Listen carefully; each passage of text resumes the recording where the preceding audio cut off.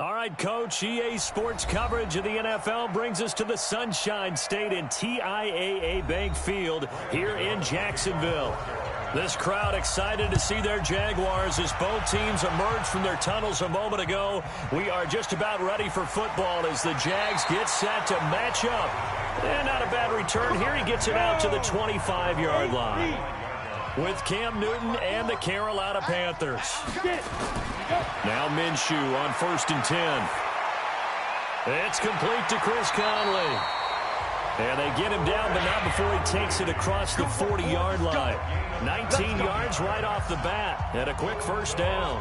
I think it all came together there. In-breaking route, drove it with excellent pace. Money throw right there to move the sticks. One play has him up past the 40 already, and another 1st and 10. Minshew, 1st and 10. Dumps it off to Fournette. Give him 3 on the play, and it'll bring up a second down.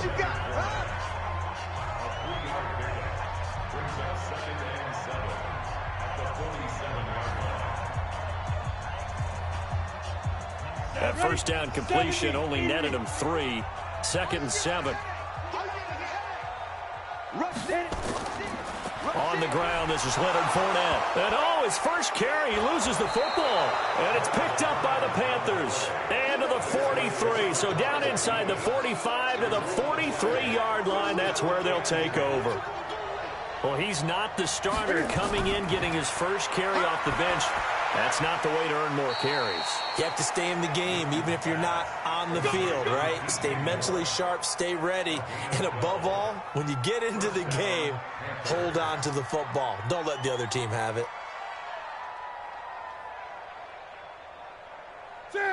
Line of scrimmage, the 31 now on 1st and 10. This is Newton off the play fake to McCaffrey. Oh, he's got a man wide open, complete. And down he goes, taking it inside the 10, just shy of the 5 at the 6. 25 yards that time. Really been an ideal start for them. They get the turnover on the opening possession. Now here they are moving the ball straight down the field on their first drive. And that feels good, but you know on their side of the field, all they're thinking is, finish this drive off because they took it away, right? So now you got them back on their heel. And he'll take this into the end zone. Touchdown, Carolina. A 6-yard touchdown run as his guys are able to strike first here in this opening quarter. And there the counter play proves successful for the touchdown. What typically makes a counter play in general successful, Charles? But what you're trying to do, Brandon, is to get the team moving in one direction, meaning the defense, get them going in one direction and then wall them off with your blocking and bring it back in the other direction. That way, you don't actually have to punish them with your blocking. You just position them. And if you have any kind of a good back, he'll take full advantage of it and gain good yardage.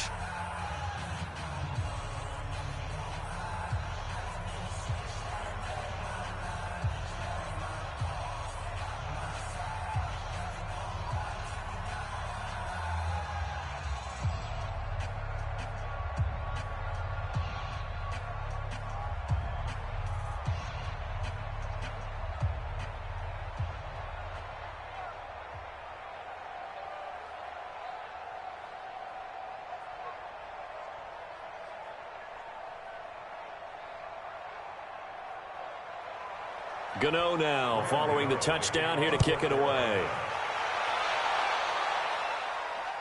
This fielded at the 2. And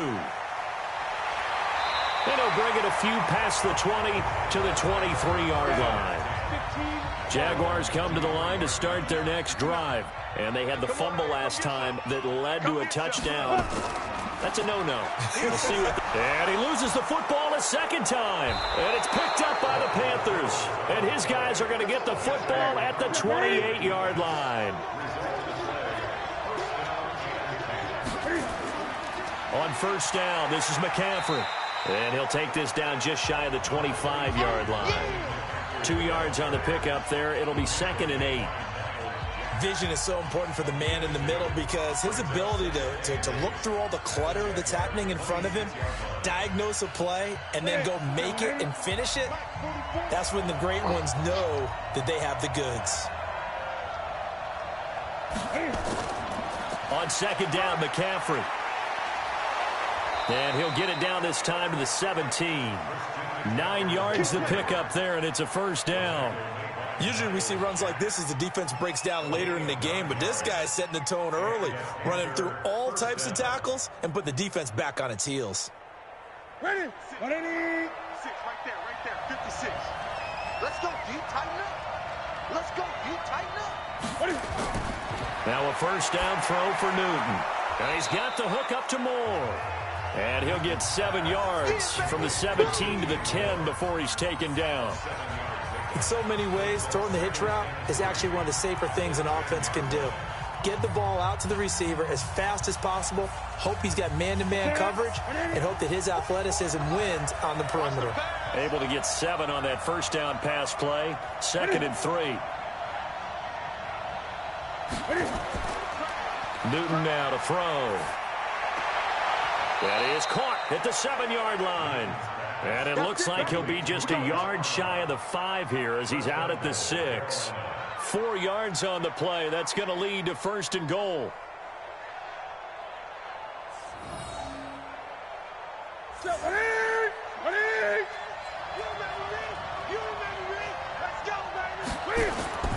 They'll try to run with McCaffrey. And that'll move him a little closer as he takes it from the 7 down to the 4-yard line. He's already scored once. He definitely had his eyes wide open trying to get in there a second time, but I thought that was a really nice play defensively to deny him. Yeah, it was, as you said, keeping him away from his second first-quarter touchdown there. 2nd and goal from inside the 5. Again, McCaffrey. And he is met in his tracks behind the line of scrimmage. Officially, it will go as a 1-yard loss, and that's going to lead to a 3rd down. That's a really alert defense there because they saw the heavy look come in from the offense, countered it with extra linebackers who brought a little bit of speed and heft, and able to really make a big-time play for their defense. Now Newton on 3rd and goal. And he's got his man. It's Samuel. Touchdown, Carolina. A 5-yard touchdown catch. And the Panthers, they widen their lead. And he's a little bit on the shorter side as a receiver. Maybe sometimes for the defense, tough to find the little guys, right? Yeah, sometimes they get lost in the traffic, but usually what it means is that rather than just winning with height or even speed, they use their quickness to find a way to get open. Well, tall, short, wide, skinny, whatever, there it results in a touchdown.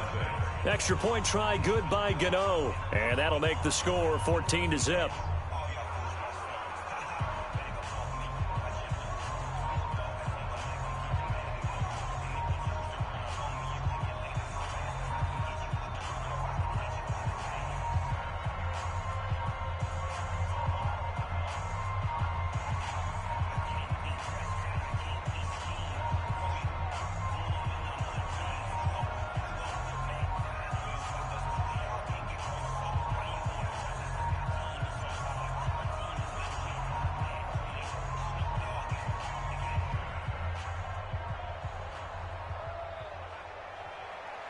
Gano now following the touchdown here to kick it away. This one taken from the 7. They'll bring it back to just about the 25. Call it the 24-yard line.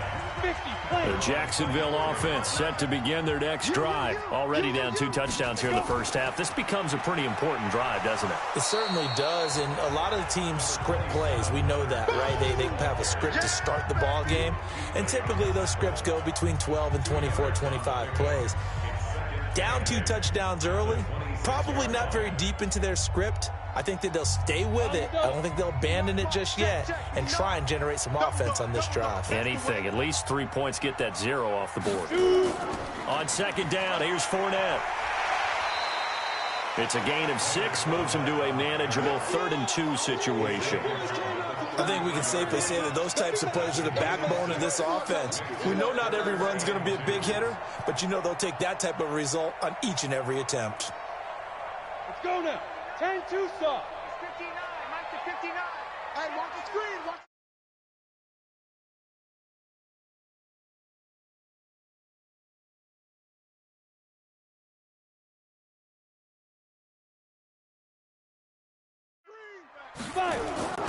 They'll try and run for it with Fournette. And able to get this one across the 45 before he's brought down. That one good for a gain of 13 for Jacksonville and a first down. I have to admit, I'm excited by that play call and the end result, because this is a team that's down big early in the first quarter, and a lot of teams will just panic, abandon the playbook, and just start firing the ball all over the place. It's way too early for that. Stick to what works for you. Down double digits, and we talked about their game plan being both running and passing there. You're right. They're sticking to the game plan, getting the ground game going. A lot of football left to be played. Throwing on first down, but this one winds up to be incomplete.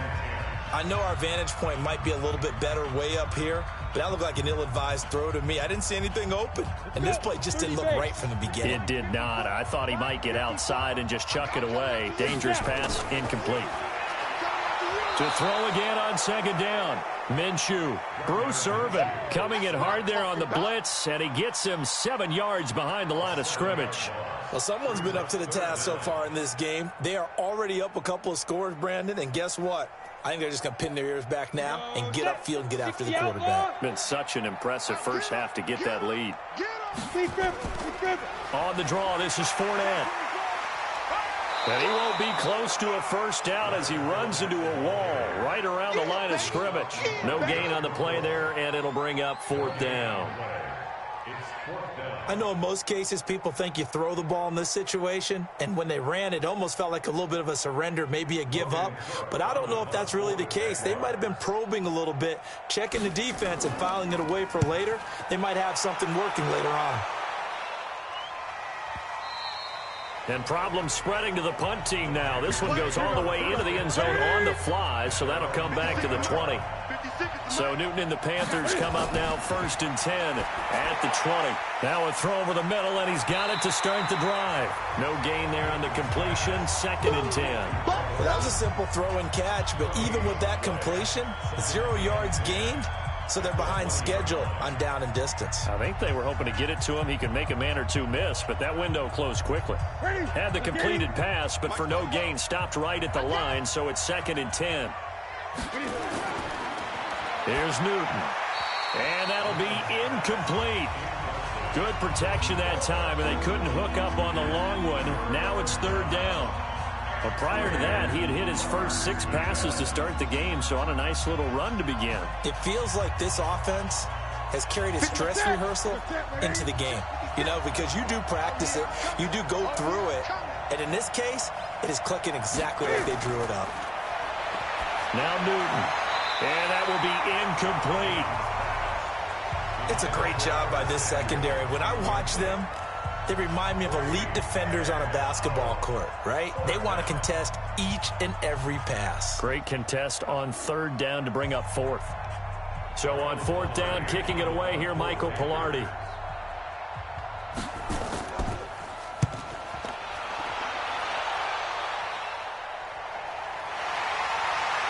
Walker showing the power. It's a 45-yard punt, but a decent return there of 9 yards. And the Jaguars go on offense, 1st down and 10. They'll start out on the ground. It's Leonard Fournette. Yeah, boy, this defense again really making things tough on him as they stop him for no gain. Last stop. Last stop. Brings up 2nd and 10 at the 41-yard line. That's the end of 14-0 the score. This is the NFL on EA Sports.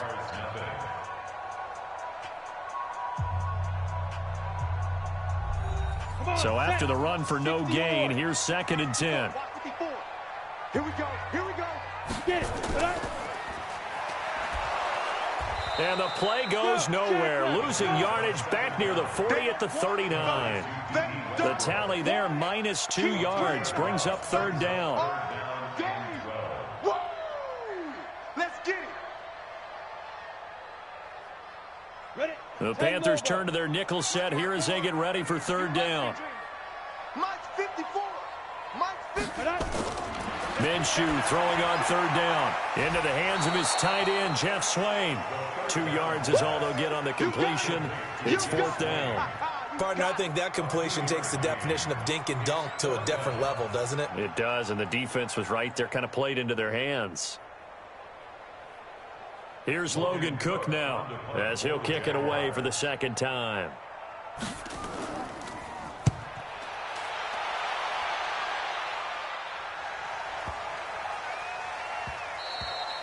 And that one hits at the 7, but bounds into the end zone, and that'll be a touchback. So Newton and the Panthers come up now 1st and 10 at their own 20-yard line. Cam fakes the give and keeps it. Complete out to Samuel on the quick throw. And he'll get this up to the 30-yard line. Give him 10 there, good enough for a Panther first down.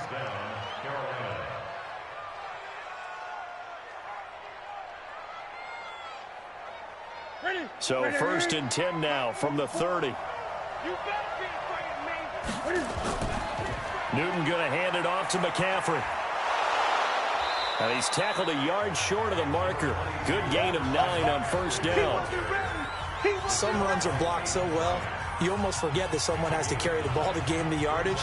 The leverage by the offensive line to create space up front, really well done. The last run got 9. That leaves him with 2nd and a yard. Now a run with McCaffrey. And he'll be brought down right at the 45-yard line. A gain of 5, good enough for the first down. Well, he does it at a high level, doesn't he? Because when I watch him, I think of his vision. Straight ahead, peripheral. Also has that sense of where holes are going to be before they actually open. I think that helps set him apart from many of the other backs in the league.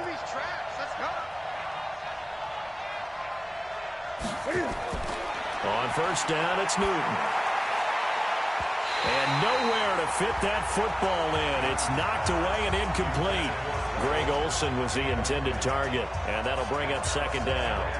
Let's give some credit to the defensive guys on that play. Able to bat that one away. Sure looked like they were trying to hit the corner route.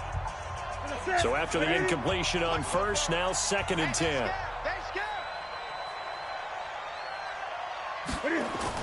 To throw again.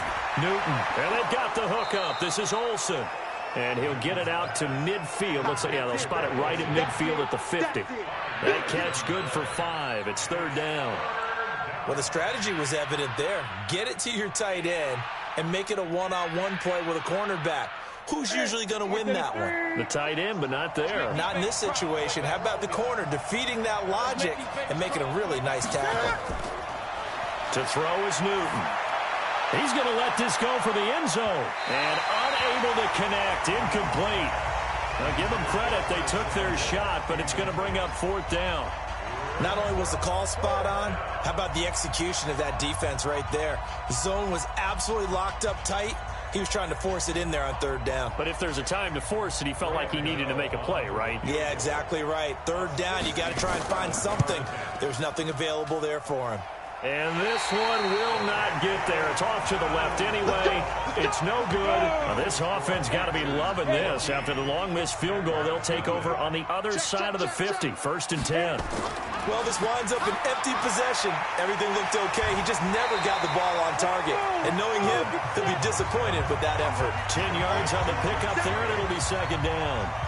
And coaches always harp on the quarterback reading the defense and getting into the open man.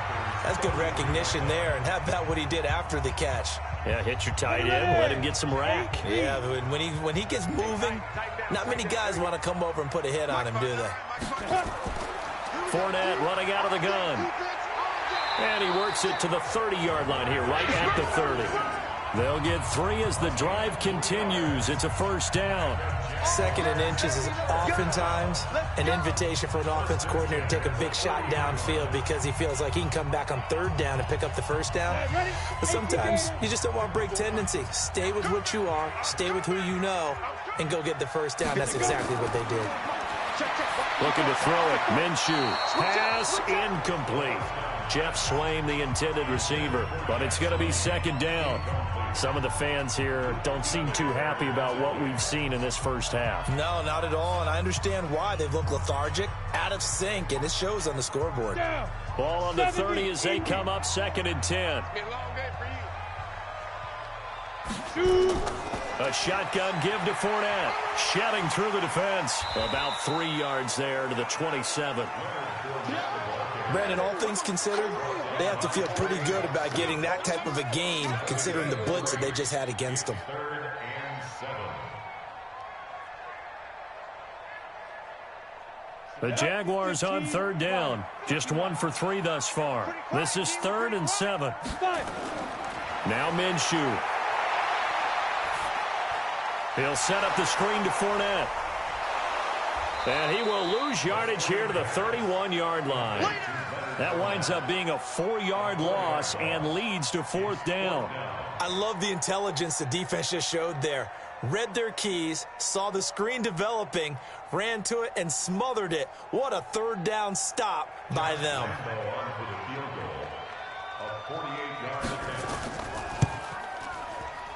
And his kick is absolutely perfect. And they will get themselves on the board here at 14-3. So he splits the uprights and has to be a nice feeling. Right when it left his foot, knew it was good. Yeah, just like a good three-point shooter in basketball, right? Release the ball, fall back on defense without even looking. You know it's going in the hoop.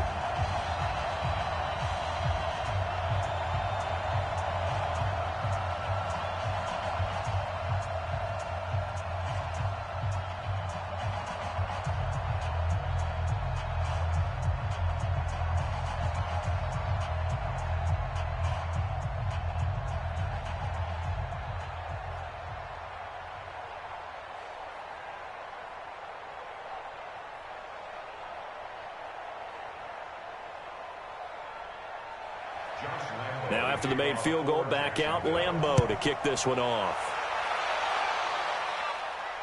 This will be fielded at the 6. And he'll take it past the 25 and up to the 28-yard line. The Panthers out there and ready to begin their next drive. And the last go-around for them, they tried that really, really long field goal, couldn't connect. And in retrospect, I think a lot of people would say, well, why would you try one that long? You hurt yourself in field position. The ball comes out, there. That only helps the other team. But I look at it as maybe it was a double shot of confidence. Confident the kicker could make it. And even if he missed, confident in their defense that they could hold him. They can't hang with us. From the shotgun to McCaffrey. And he's dropped just before the line to gain. 4-yard pickup leaves him with 3rd and 1. On any running play that's called, they're always hoping that it's going to break big and go the distance. But when you get a nice gain like that, you're able to do so many things anyway. You can come back and run essentially the same play again, continue to move the ball on the ground, or you can decide to throw the ball now because usually you have the defense back on its heels. This is McCaffrey. And that play is blown up, losing yardage back at the 35. 4th down now after a loss of 2.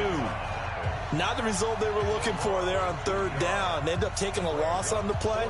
The only person happy now, the punter, gets to go out there and show Mom that he gets to play in the game. Here's Michael Pilardi now as he's on to punt for Carolina. He steps into this one, and this is a rocket. And not what he was hoping for there, as this will hit in the end zone for a touchback.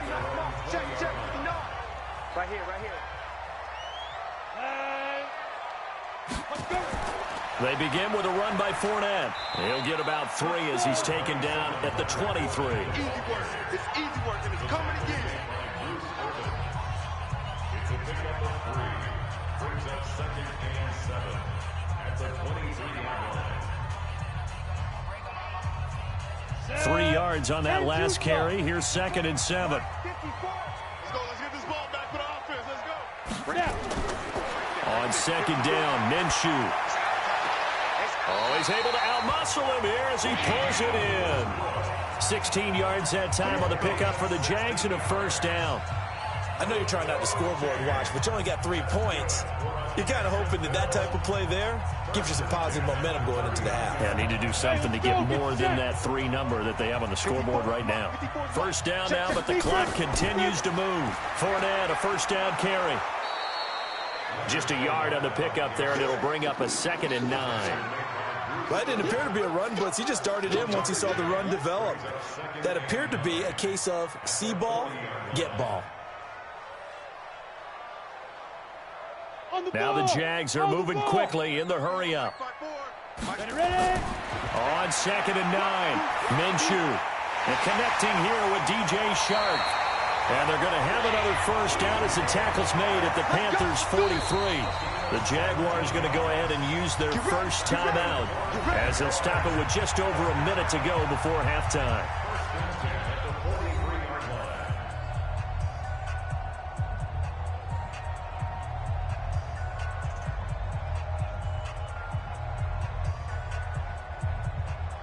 This offense finding its legs now. Here's another 1st and 10.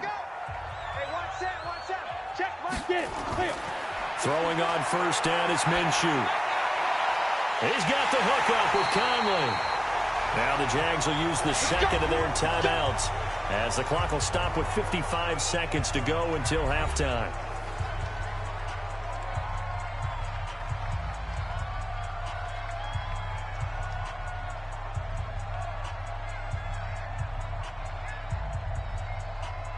The Jags with their first opportunity in the red zone.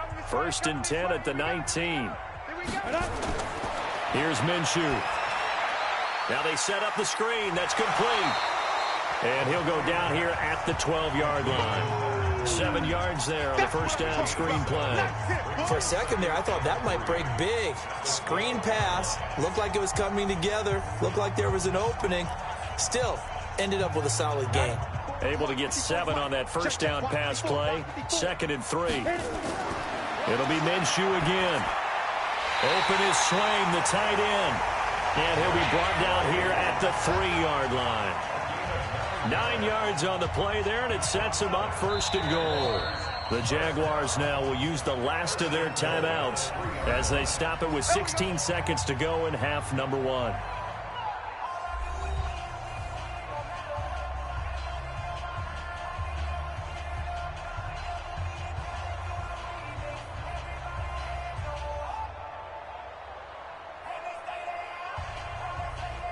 First and goal, and they got to be thinking a chance to get right back into this football game. Let's go, defense. They'll try to punch it in with Fournette. And he will fight his way into the end zone for a touchdown. Leonard Fournette, as the first half is winding down, as his guys are back within a single score. Until that late score here in the second quarter, they only had the field goal, so that's just big to see that football get into the end zone. Yeah, and when you look at the scoreboard now, nothing seems out of reach. They've been outplayed in the first half, but when the clock hits zeros as they head into the half, you know what I do as the head coach? What? I tell my team to sprint to the locker room to show that we've got the momentum and show that we're right back in this game.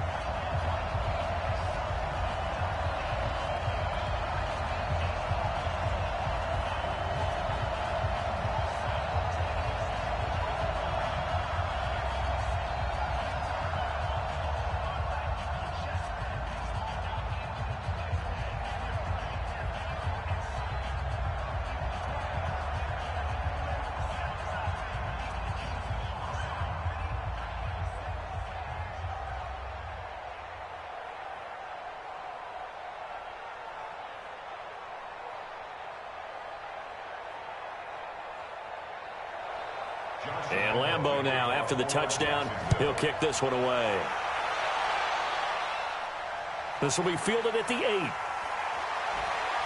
And nice work on the return as they'll start their drive just past the 30-yard line. 9 seconds to play, and likely the final snap of the first half as it's 1st and 10. Newton. That's going to be caught by Samuel. That's where you belong. So we've reached halftime here in a 4-point game as we now go downstate to Orlando and check in with Jonathan Coachman with our EA Sports Halftime Report. All right, Coach, thank you, and we welcome everyone back for quarter number 3. This will be fielded at the 6. And he'll get across the 20 before he's brought down at about the 23-yard line. So Newton and the Panthers come up now 1st and 10 at their own 23.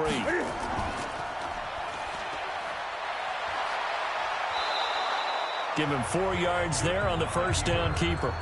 They'd love to just strike back with a touchdown right here, and if it's a long play, so be it. But the main goal, get a couple of first downs, run some plays, run some clock, allow their defense to get a chance to catch their breath, settle down, and relax a little bit after they just gave up a score.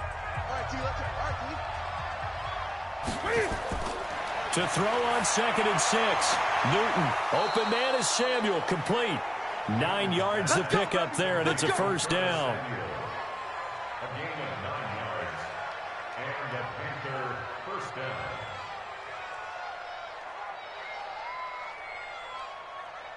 Here you go. So from the 36 now, 1st and 10. Let's go one more.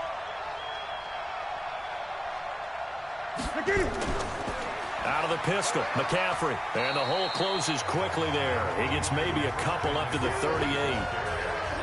Well, he's looking for some running room, and there wasn't a whole lot of it there on that play. I think he was lucky to get a couple of yards out of it. Because those defenders, they were rallying to the football pretty quickly.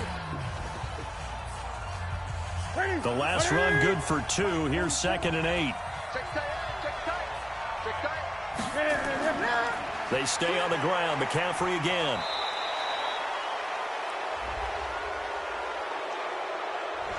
Officials so cognizant of that call nowadays, but that one looked pretty easy. Yeah, you're right. They took out of their hands having to wonder whether it's a 5-yard or a 15-yard inadvertent or not. Now, it's a lot easier. You see it, you call it. 2 yards on the carry there. It'll be 2nd down. It went right back to him, but he pretty much had nowhere to go on that play. Yeah, the previous carry looked pretty good. That one, maybe he was a little tired. I don't know. Yeah, maybe he should have tapped out and had a second back come in and maybe make that run. Who knows? Hey, pick it up, defense. Let's go. Shotgun handoff now to McCaffrey. And that play will go nowhere. Losing yardage back near midfield at the 49. That's a loss of 8 yards there to bring up third.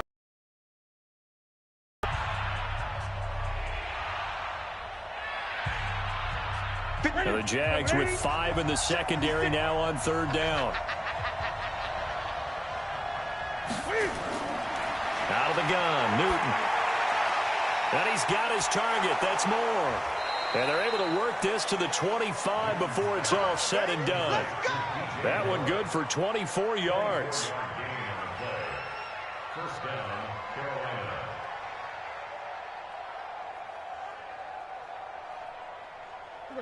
Newton now 11 of 15 through the air. Here's 1st and 10. A shotgun snap for Newton. His throw caught at about the 5. And they do get him down, but not before he's able to slip it inside the 5-yard line. That's back-to-back plays of over 20 yards. They'll come out in the pistol. 2 big plays in succession. Not sure this D knows what hit him, but now they got to get ready. It's 1st and goal. And he's maybe going to get this back to the 4, but that's about all. No gain there as he kept it himself at 2nd down. But one of the things you like about a zone read play that has an option component to it is that it gives you plenty of different ways to go. On this one, though, I'm not sure they chose the right one. Maybe they should have pitched it out on this one because that play was absolutely swallowed up. Here's McCaffrey, and that play going absolutely nowhere as he's belted before he could get out of the backfield. They'll wind up losing 3, and now it's 3rd down. So statistically, both of these offenses having a rough time getting a running game going. But, boy, what a nice play there defensively. Tackling him behind the line, but you're right. You look at the numbers. Neither side looks on track in the ground game. From the gun on 3rd down, Newton. Can fight it. He lost the football. It's out. And the Jags grab it. And this one will be brought back to the 22.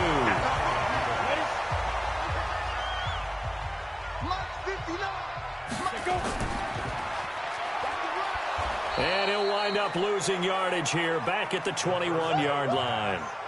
It's a loss of a yard there, and now 2nd down. Loss of a yard. Brings up 2nd and 11 at the 21-yard line. After the loss to start out, here's 2nd and 11. Here we go.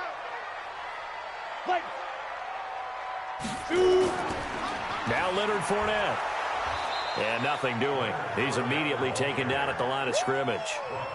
No gain that time, and it leaves him with 3rd and 11 coming up. Brandon, one thing about blitzes, they really confuse offensive linemen at times, and what you have to do is lock in on the guy right in front of you. If you don't, you saw the end result. Defensive tackle ended up making the play.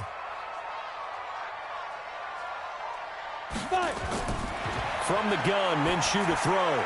A short one there, caught by Swain. And this will not get close to the first down marker as he's brought down at the 26. The completion good for only 6, and that'll bring up 4th. So much about this game is just understanding situations and then having to execute, isn't it? Guard the first down sticks. Don't let them get there. And they rallied and made the tackle. Here's Logan Cook now as he's on to punt for Jacksonville.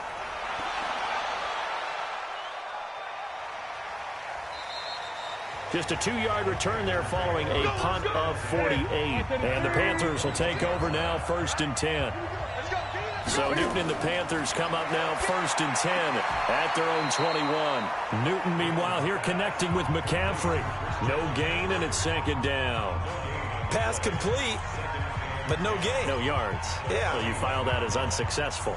Yeah, you do, don't you? Except on the stats, throwing the ball. Get a completion. You get a catch. Yeah. But still, no yardage. Okay. McCaffrey. It'll be a gain of 7, and they get it back to a 3rd and 3.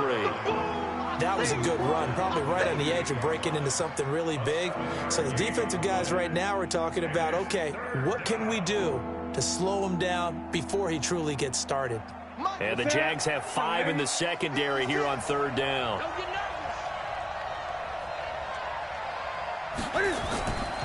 From the gun, here's Newton. He's going to look deep for more, and that'll be incomplete. Well, they took their shot all right, but it comes up empty, and it's 4th down. One of the toughest things about playing defensive back is pattern reading, trying to figure out what they're doing, and on that one, they had the fly, just sending the guy downfield with the in route accompanying it, what people call a dagger route, trying to hit the guy underneath after the clear out. In this case, though, they're not able to get it done. Yeah, they said for they went for the guy on the fly, but as you said, incomplete. Jaguars come to the line to start their next drive. We have not seen much on offense here from either side these last few drives. We've hit a wall, so to speak. And have hit it hard, haven't we? Because the defenses right now, they seem to be a step ahead, don't they? Beating them to the point of attack, beating them to the punch. These offensive guys, they're tinkering like crazy. What's it going to take to get back on track? Yeah, both sides searching for adjustments. They'll come up 2nd and 6 now from the 24. This is Fournette. And he is met at the line of scrimmage, and he goes down right there. No gain on the play there, so they're left with a 3rd down and 6. And as a defensive end, getting off the ball quickly, swarming to the football, making a tackle, that's what we saw right there. Yeah, that's what their job is, and really a lot of the time they have to throttle back a little bit in the run game because you know those defensive ends, they're like in a sprinter stance. They're just headed straight for the quarterback. That was good recognition on that play to hold him to no gain. And he gets it to the 34, good enough for the first. 9 yards on the pickup there, and it keeps the drive alive.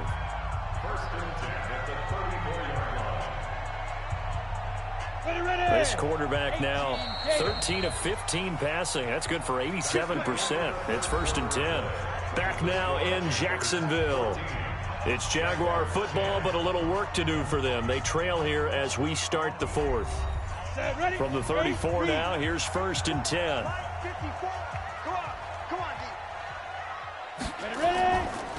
Now Fournette. And if there was a lane there, it closed up quickly as he stopped for no gain. 2nd down. Well, we just saw a great example of what we talked about with his coach prior to the game. He's definitely one of the better linebackers at reading a play and flowing to make the stop before it turns into something big. Officially nothing on that last run. They'll try again, 2nd and 10. Throwing on 2nd down now, Minshew. And he'll get that to Fournette, complete. Call it a pickup of 7, and they're going to face a 3rd down.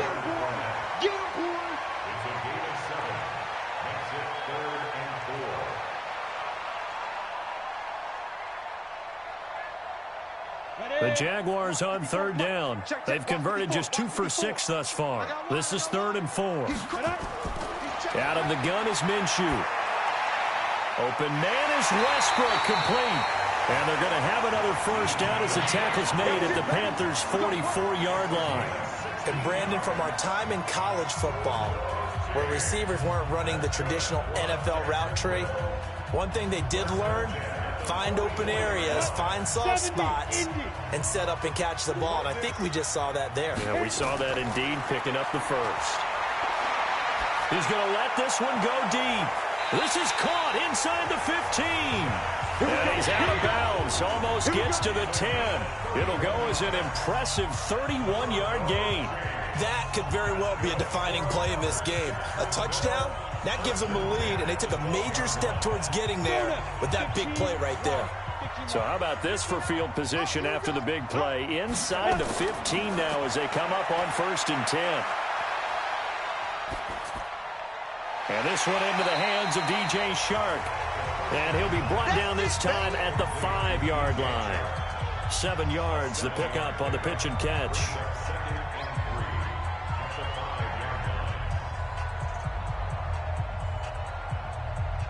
Able to get 7 on that first down pass play. 2nd and 3. Again, Minshew looking to throw. Pressure comes in. He's brought down. It's a Panther sack. And a sack by one of the most consistent D linemen in the game, Gerald McCoy. And you hate to say it with a rookie quarterback. He's done some good things, but overall, looked a little bit overwhelmed back there, hasn't he? He certainly has. But in his defense, he hadn't had a lot of time to throw the football. You like the way I said that? In his defense. In his defense. I got it. You yeah. see what I did there? Yeah, he needs better protection, that's for sure. And he will get this into the end zone for a Jaguar touchdown. A 9-yard touchdown grab. And the Jaguars have taken the lead. Those are the types of plays in these moments they were hoping for from this young rookie, able to put him up here in the 4th quarter. How about the kid? You just mentioned it, the 4th quarter. This is when you have to make those winning plays. That's what he just did. Doesn't ensure anything, but he certainly gave his team a heck of a chance, didn't he? Point after by Lambeau, up and good. And it's now 17-14.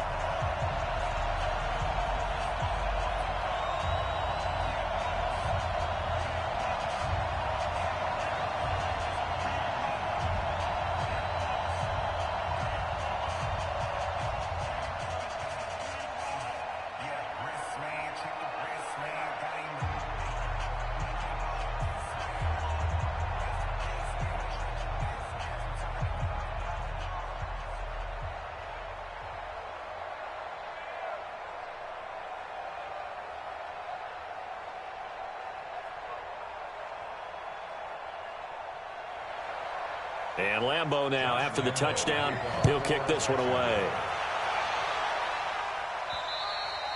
And they will not get a chance to return this one as it's through the end zone for a touchback. So Newton and the Panthers come up now 1st and 10 at their 25-yard line. From the gun, Newton. And that's complete to McCaffrey. And he will lose yardage and be backed up to the 24. He'll wind up losing a yard on the play, and that'll bring up a 2nd and 11.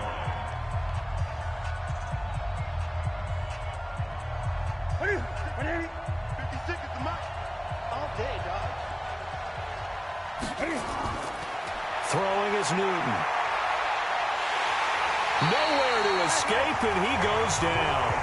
Finding his way home for the sack that time, Taven Bryan. Well, it was 2nd long, now it's 3rd and even longer. They're going in the wrong direction here. Because they're moving them exactly the way they want to, but you're exactly right. Definitely going in the wrong direction for the offensive guys. So now Cam leads the Panthers up following the sack. Carolina facing 3rd and long. Operating from the gun. Newton, he's going to look deep for more. And that will be incomplete.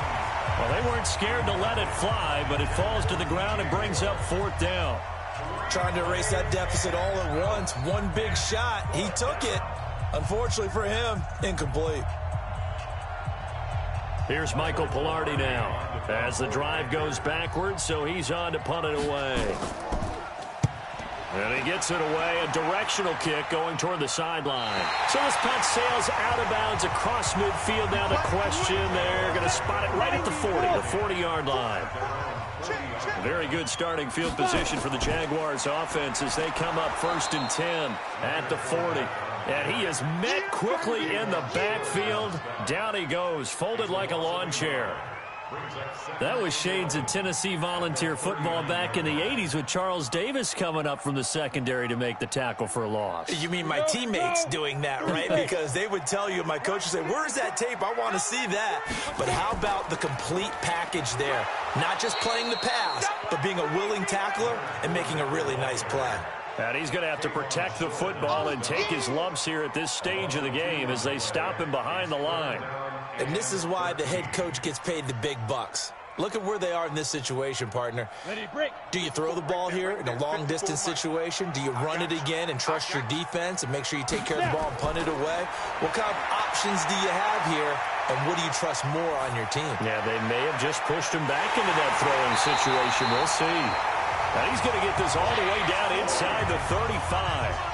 That goes for a gain of 31. I know we love our jobs, and pretty much any play we see, we're pretty, excited about. But big plays, let's face it, that's what we absolutely live for. How about that one? That was great, and what our camera missed was the fist pump from the sideline after that catch. They're fired out. That's a big game. On the run, it's Fournette. And he'll go down at the 26, following a gain of 6. Well, with the fumble he had earlier, we know how key keeping the football is here. That fumble earlier probably at the forefront of his mind. Just hold on to this thing. It's also at the forefront of the mind of the guys who are trying to get the ball from him. And since they've seen him drop it on the ground before, they're doing everything possible to have him do it again. They need that turnover. Again, it's Fournette. And this time not as successful as he'll get back to the line of scrimmage and no more. No gain on the play as we have reached the 2-minute warning.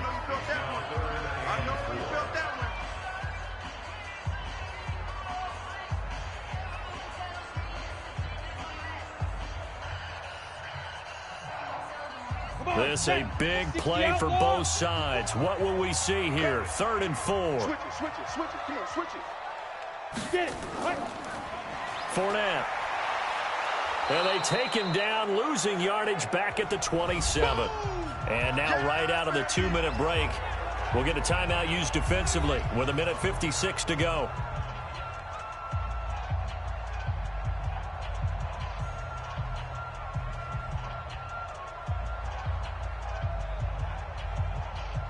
So on 4th down, out trots the kicker in a big spot here. He hit his first one, this from 44 yards out now. The kick by Lambeau is good, and they stretch the lead to 6. It's 20-14 now. So they get the 3, but you wonder now, is that going to be enough? Excellent question, because when I look at the smiles on that side of the field, they're a little tight, aren't they?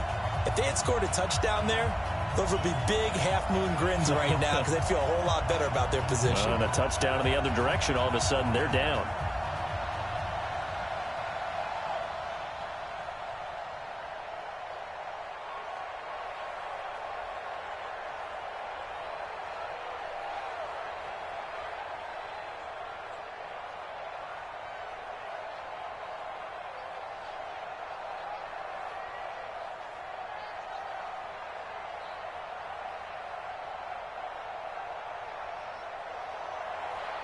Now after the made field goal, back out Lambeau to kick this one off.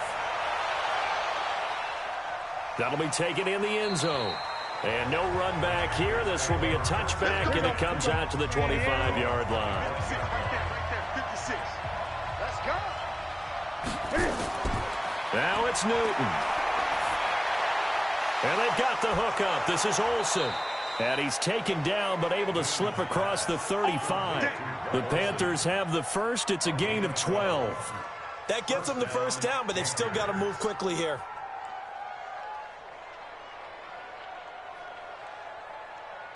Clock running here, under 90 seconds to go. He's coming. We got the Newton. And he can't get a throw away. He's taken down. Calais Campbell in there to drop him as that clock continues to run. And no matter what the situation, the O-line just hates that because they feel like they didn't protect little brother back there, right? Man, that's just so difficult for them because just think about every single play. When you decide to throw the football, you're dealing with some of the best athletes on the planet. You talk about guys, if they weren't playing football. And he can't get a throw off. He's taken down. What a huge play at this point in the game.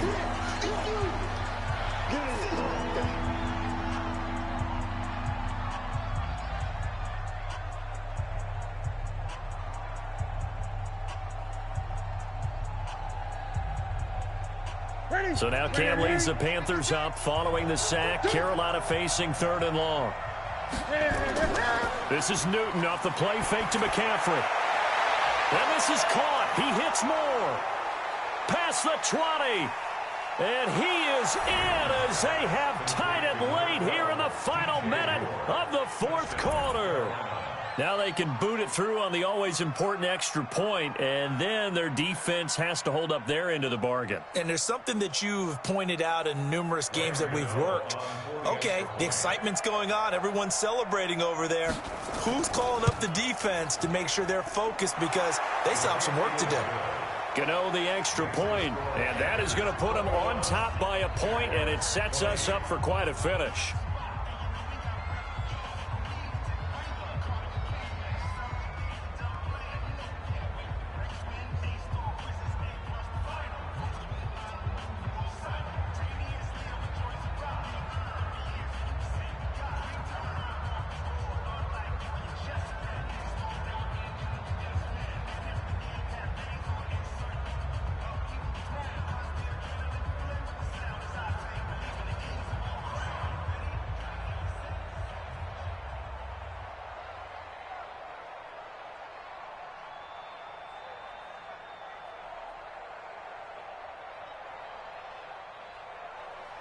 Gano now following the touchdown here to kick it away.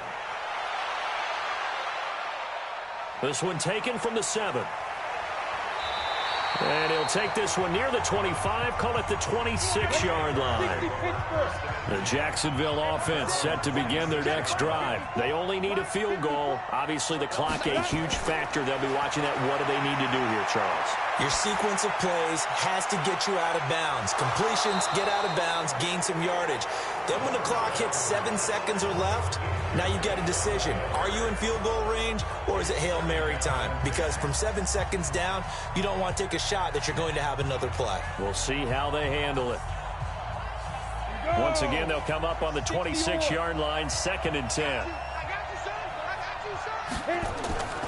Back to throw. That one complete. He finds Sharp. The Jaguars going to go ahead and use their first timeout as they get it right at the 32nd mark of this 4th quarter.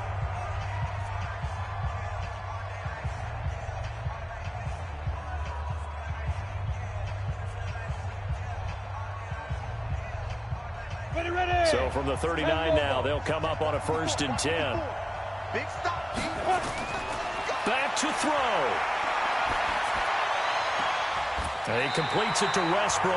That one good for a gain of 13 for Jacksonville and a first down. That's what they need right now. Get the first down, get out of bounds, stop the clock. Just playing smart football, understanding the situation, making the plays necessary, and making sure that clock stops at every opportunity.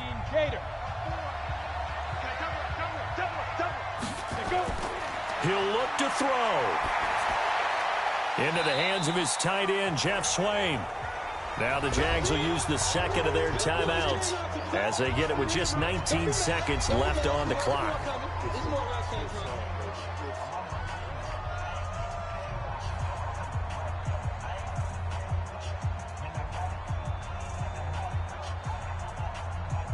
So 2nd and 8 here after the pass play for 2 yards on first down. They'll run with Fournette. And he's corralled, but not before getting it inside the 35. The Jags picking up the first down there, a gain of 12. The Jaguars now will use the last of their timeouts as they'll stop it with 11 seconds remaining in the ball game.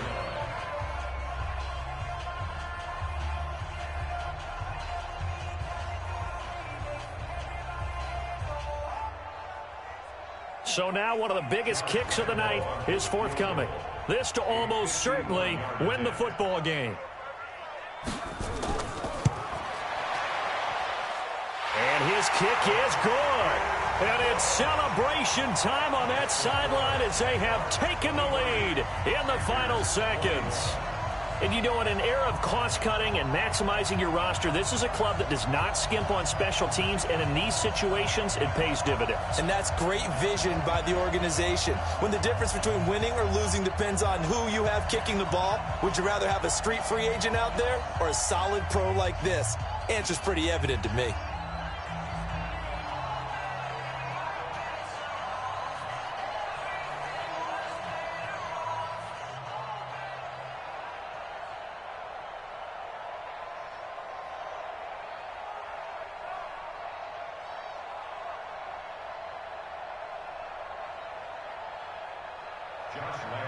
Now after the made field goal, back out Lambeau to kick this one off. That'll be taken in the end zone. And with time a factor here late, he'll just take a knee and they'll start things out at the 25.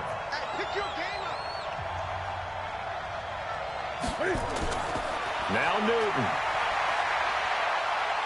He's going to let it fly. A crusher there as it's intercepted. Picked off by the former first-round pick, DJ Hayden. Well, we were on hand for a fun and entertaining game here, coming down really to that last play. Great job defensively to get the pick and seal it. And we know that every play during a game matters. You're never sure which one's going to be one of the key ones. But at the end of the game, when you analyze it, 3, 4, 5 plays are going to be the ones you focus on. And that last play was one of them. The last shot had to take it, and they came up with the interception and sealed their victory. That'll do it for us. For Charles Davis and all our hardworking crew, I'm Brandon Gaudin. You've been watching the NFL on EA Sports. For more, find us on Twitter at EA Madden NFL. The Jaguars are winners here as we say so long from Jacksonville.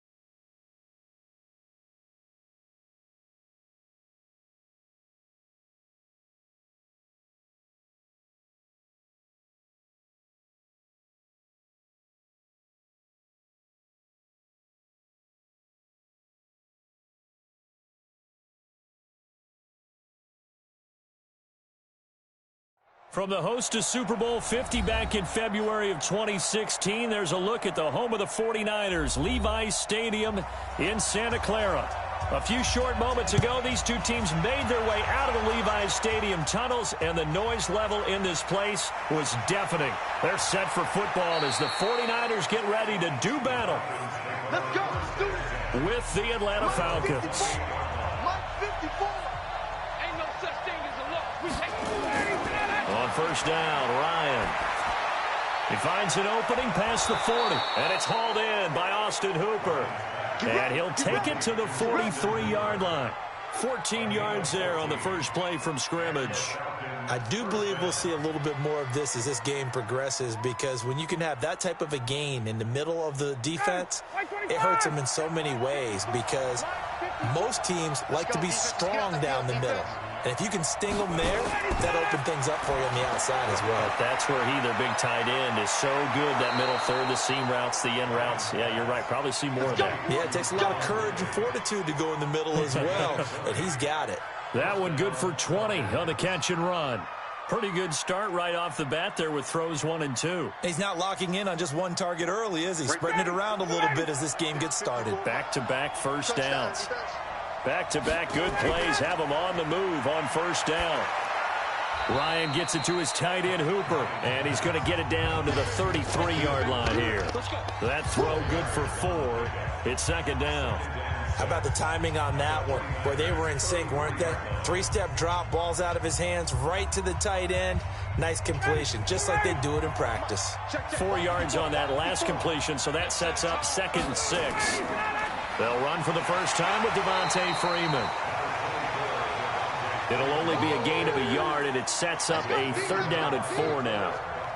What an advantage having an elite guy in the middle of the defensive line, because not only does he take up the space and let the linebackers run free, but he can also make plays himself, as we just saw there.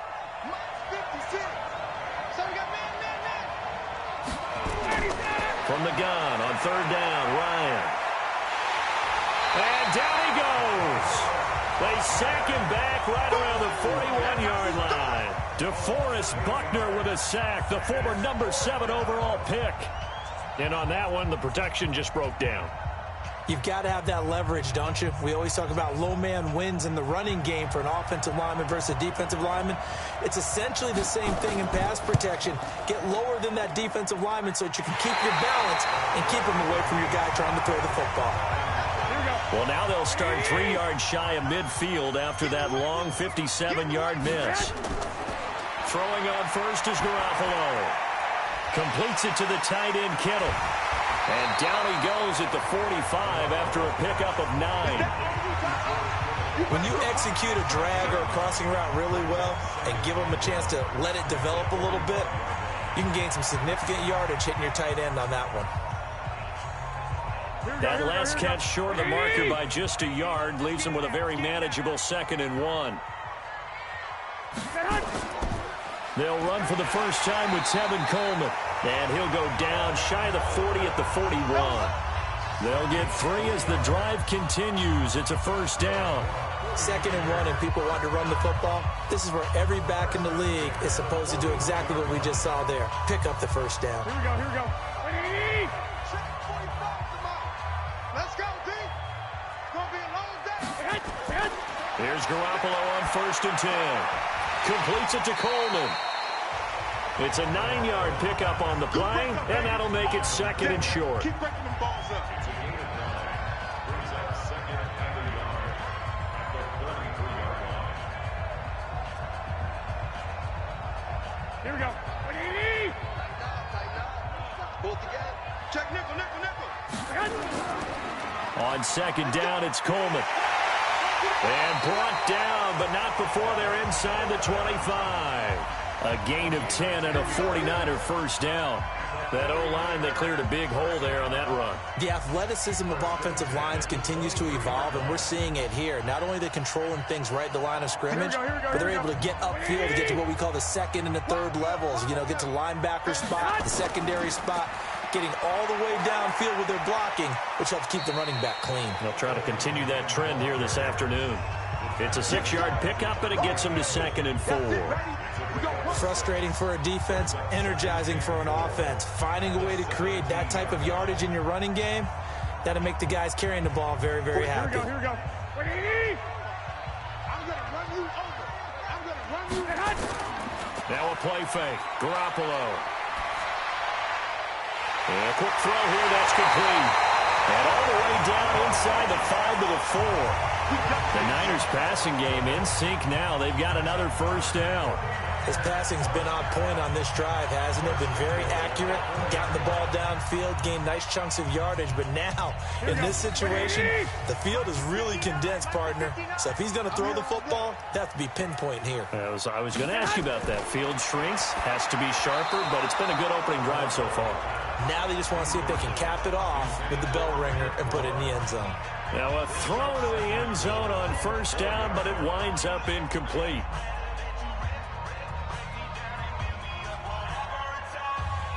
Line of scrimmage, again the 4-yard line, 2nd and goal.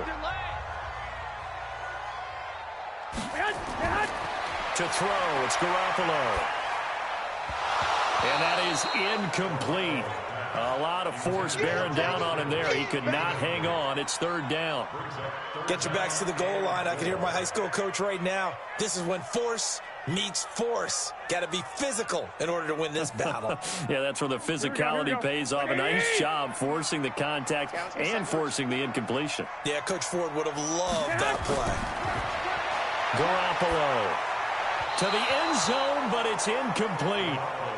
How about the defensive stand here from 1st and goal, 3 straight incompletion? Yeah, I think people are wondering why didn't they try and run it at least once in there. But once the first incompletion happened, it's almost like they were committed to throwing the ball from then on out.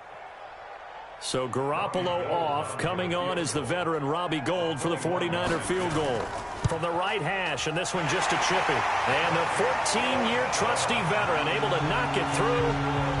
Well, after marching down the field, only getting 3 there, kind of feels like a win for the defense. And it does. They'll go to the sideline feeling a lot better that they didn't give up a touchdown after the march against them. But if I were the offense, I wouldn't hang my head over that one. That's a good drive, and 3 points were put on the board.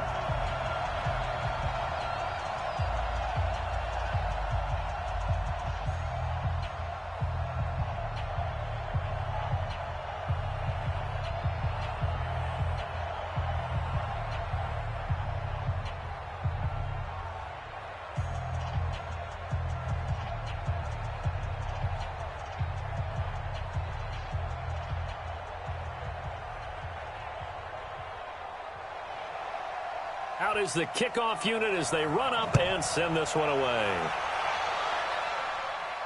This is fielded at the goal line.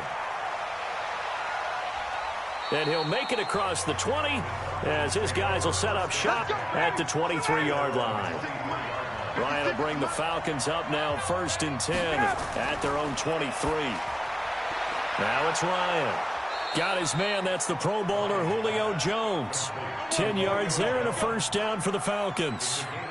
I don't care who you put on him. He's going to be a handful in one-on-one throws. Yeah, right now you're right. They're in man-to-man. Maybe need some safety help. I would say that'd be a good idea. Double team him somehow. I'm going to have to make someone else beat me rather than let him shred my defense. They'll throw on first down with Ryan. Gets it off to Freeman. Give him 2 yards on that play, and that'll make it a 2nd down. A gain of 2 brings up 2nd and 8 at the 35-yard line. So 2nd and 8 here after the pass play for 2 yards on first down. Ryan going to give to Freeman on the draw. And the reinforcements come in as they're going to stop him behind the line. That'll be a loss of a yard, and it leads to a 3rd down. Plays like we just saw there, that's why they're up right now. And the defense, they're doing their job. Yeah, it starts with the guys up front. So when you talk with GMs who are putting together a team, a lot of them say we're going to build from the inside out, because if you control the line of scrimmage, you control the rest of the ball game, and that's what we're seeing here. They're actually playing in the offense's backfield, not necessarily just playing at the line of scrimmage. They get 7 there, but it brings up 4th. A short game that doesn't get them the first down, brings up a 4th down situation. Really nice job defensively. They knew where the sticks were. They got the stop before it. On 4th down, here's Matt Bosher on the punt. The 49ers have Richie James back deep.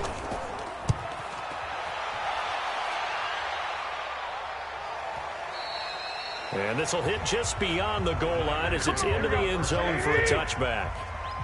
Garoppolo going to bring the Niners up here 1st and 10 at the 20. A shotgun snap for Garoppolo. Man open, that's Deebo Samuel. And they're going to get this beyond the 40 before he's taken down.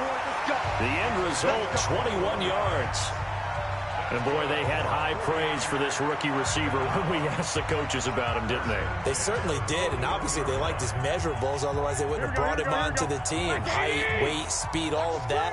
But how about what they really said? Competitiveness. That's what they really liked about him. The way he goes after the football, competes for it, and decides when it's in the air, it's his and only his. Grady Jarrett with the tackle. And this is why aggressive defensive coordinators love to blitz. It wreaks havoc because they end up taking their attention to the blitzers, freed up the D lineman to make the play. Here we go, here we go. Wait, 80! 45. Watch the slant. On 2nd and 9, Garoppolo. This one into the hands of Kittle, the tight end. And he'll be taken down as that will take us to the end of the first quarter of play. 3-0 after 1 on EA Sports.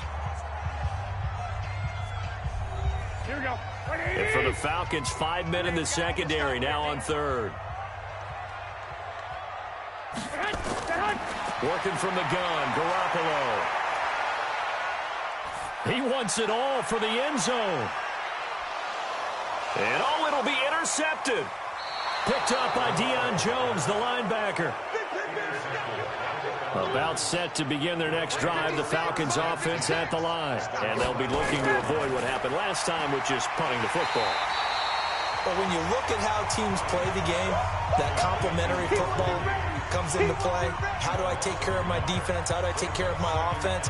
Well, the defense is taking care of them in a lot of ways. Now it's time for the offense to jump things up and help their defense out. Give them a little bit of rest. Yeah, time for them to give them a rest. You took the words right out of my mouth. A loss of a yard there to start out. That leads to a 2nd and 11. They run. Devontae Freeman. He is taken down at the 21 after a short gain of 2.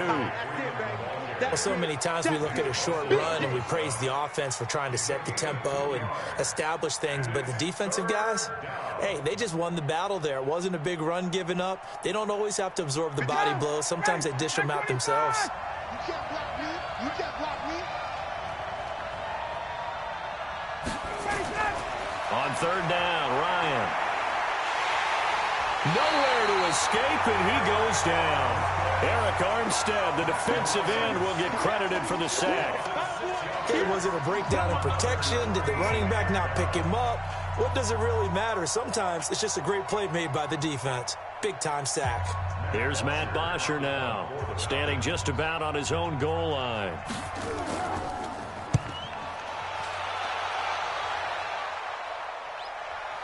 James now to return. That'll wind up being a 50-yard punt, though they do get 10 back on the return. And the Niners will go on offense, 1st and 10. And the drive starts with a handoff to Coleman. And he'll be taken down, but not before he gets into enemy territory. The Niners have the 1st down on a gain of 11. A CD a lot of times like to separate speed and quickness, and they've got a back that's both. We know that he's fast in the open field, but, man, his first step is so quick, too. It is something, isn't it? Because you think of that type of speed getting to the perimeter and turning upfield, but also when you run those inside runs, he can get into the secondary so fast the linebackers don't have a chance to react. And now a throw on 1st down there, but it's incomplete. You get a tight end like this, and you know he's used to dishing out punishment, but here, he's the one that has to absorb the contact, and as a result, unable to hold on to the football. So now 2nd and 10 after the incompletion on 1st down.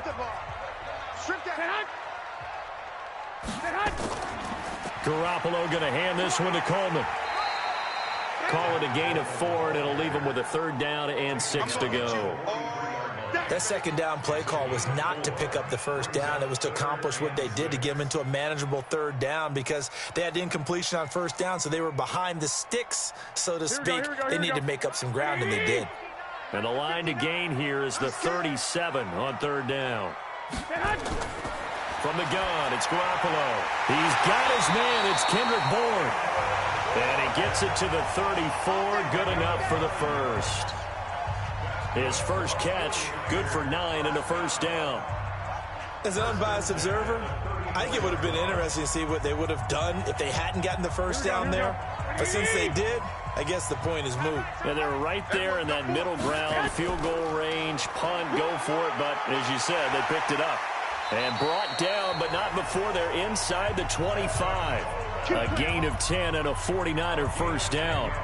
That was good, tough running right up the middle. And if the defense can't penetrate and make him slow his pace or change direction, that's often the end result. This offense finding its legs now. Here's another 1st and 10. Right back to Coleman here on 1st down. Then he'll be taken down near the 20 at the 21. A gain of 3, 2nd down. Well, if the coaching staff's doing a good job upstairs, they'll file away what they just saw from the defense right there. They sold out to stop that running play. I'd say keep that in mind. They want to try that again. Go play action, hit them over the top. Watch the screen, watch the screen. Watch the screen. Now Garoppolo on the bootleg. And his throw is incomplete. Kendrick Bourne, the intended receiver, but now it's 3rd down. You got a young quarterback. Maybe that's just an example of a growing pain for him. I think you're right about that, because when the game starts to move fast and it moves quickly on him, a lot of times they fall back on what they know best, their arm. He's slinging it on this one. Had a wide open target, but didn't have the proper footwork to increase his accuracy. Open man is Bourne. And brought down, but not before they get it inside the 10 to the 7. They're able to convert on 3rd down, and that sets up a 1st and goal. Has a pretty good throw on the curl route there. 3rd down, and they pick up a 1st. Defense should be aware for that, right? They should be aware, but it was so hard sometimes. Yeah, it's not easy. Because when they sell that route really well, you think they're going upfield, then they curl back, show their numbers to the quarterback, and complete the play. Now a nice play defensively on 1st down as this is knocked away and incomplete. Solid coverage on the play by Devondre Campbell. There are a good number of coaches at any time they call an in route are really worried about the play, because there's so much traffic ordinarily that the ball has to get through to get to the receiver. And on that play, it was batted down. On 2nd down, it's Coleman. And he's going to take it in. Touchdown, San Francisco. Taking it in from 7 yards away. And the Niners are able to stretch their lead. And there you go. Nothing really too complex. Block, keep to your assignments, let them run it in. They did it. Fundamental football. Good blocking, beats good tackling on that play. End result, touchdown. Gold able to tack on the extra point. And the lead grows to 10-0.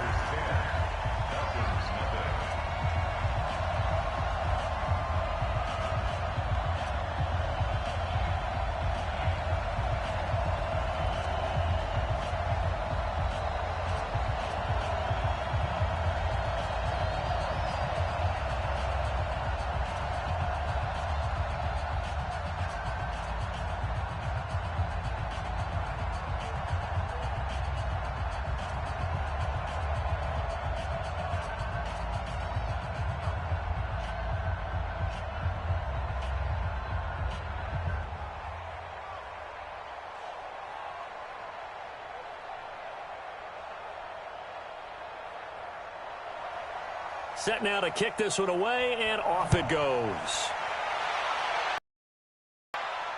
This is fielded at the goal line. And all that work, but he stopped where he ultimately would have been, and he's simply taken a knee, and that's the 25-yard line.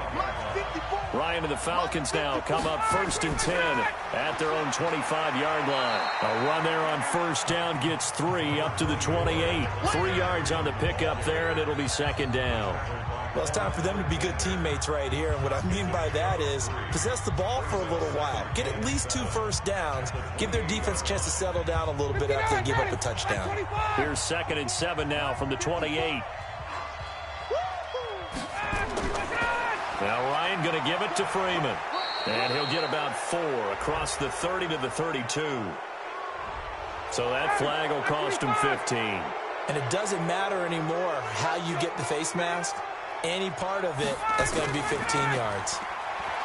They go play action here on 1st down. Complete to Jones. And that'll be good for 8 yards to the 45. When you're playing a quarterback with some experience and some moxie, you enter the danger zone when you decide to blitz him, because if he's able to diagnose as he did on that play, he can hurt you downfield. He reads defenses so well, doesn't he? He really does, and the best part about that play for him, I don't think that was his primary target. I don't think so either. I think he had the read, figured out where the blitz was coming from, and went to a secondary target for a really nice game. He hasn't made much of an impact in the running game thus far, and after that last run, not much is going to change in that area. He hasn't been able to get anything going, and really the offensive line not helping him much. The offense on 3rd down tonight, 0 for 3 to this point. They could use a conversion. They're looking at 3rd and a few inches.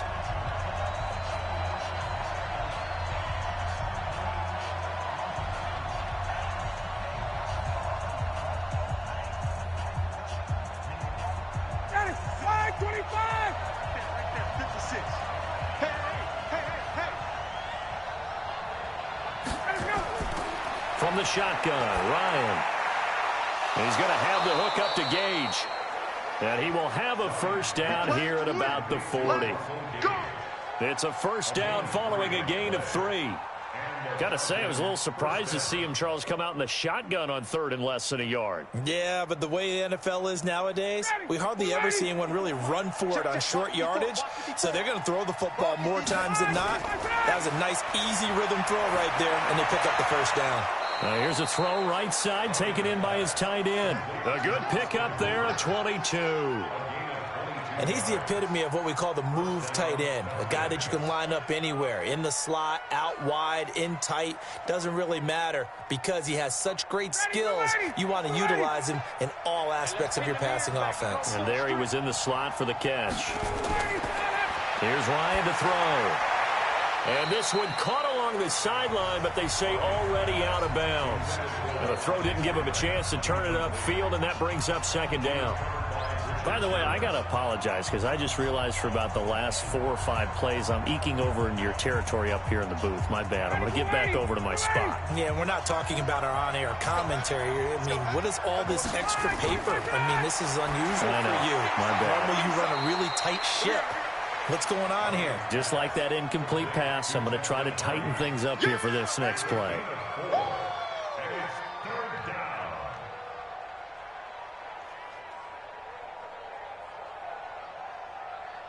Seventh play of the drive upcoming here on 3rd and 6. Throwing again.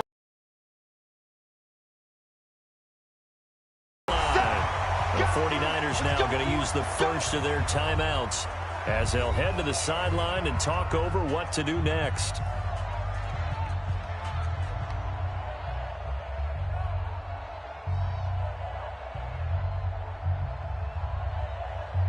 So out comes a field goal team now for the 2nd time here today. And this a 39-yard attempt. And his kick is good. And they get themselves on the board here. It's 10-3. So they do get the 3 points before they hit halftime. Something to build on, maybe. Yeah, go ahead and raise the banner, right? Wave the flag. That's good. Got points. And now, as you said, they've got something to build on as they get ready for the 2nd half.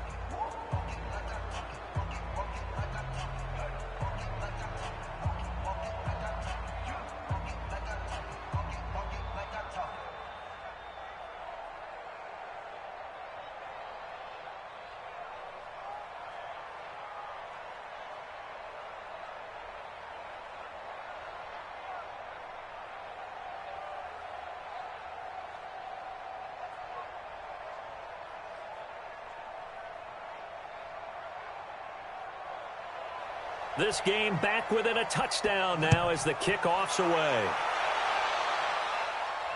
This one fielded at the 5. And not a bad return here. He gets it out to the 25-yard line. Here we go. The 49er offense set to get this drive underway. And still plenty of time remaining here in the half, more than a minute. And we'll see if they just want to protect that lead or try to add on to it. Well, with as much time as is left on the clock, I would imagine it would be the latter. I think they're going to try and add on to it. So what they're going to tell the team is very simply, if you can get out of bounds after making a play downfield, terrific. If you can't, everyone hustle to the line of scrimmage, either run another play or clock it and start over again. Here we go. An incomplete pass leads to 2nd and 10 from the 25. Check back. Looking to throw. Garoppolo. And the catch made. This is Emmanuel Sanders. And he's upended at the 33 following a good pickup of 8. Now San Francisco going to call their second timeout as they'll stop it with just over a minute to go before halftime.